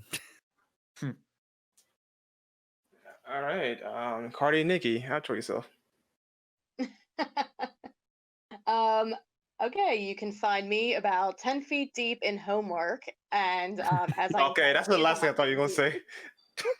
And you can also find me on Twitter at Miss_Catatonic, or you can find me on Twitch at Nero Catatonic. And You she's can also you can also find her sweating over Virgil profusely.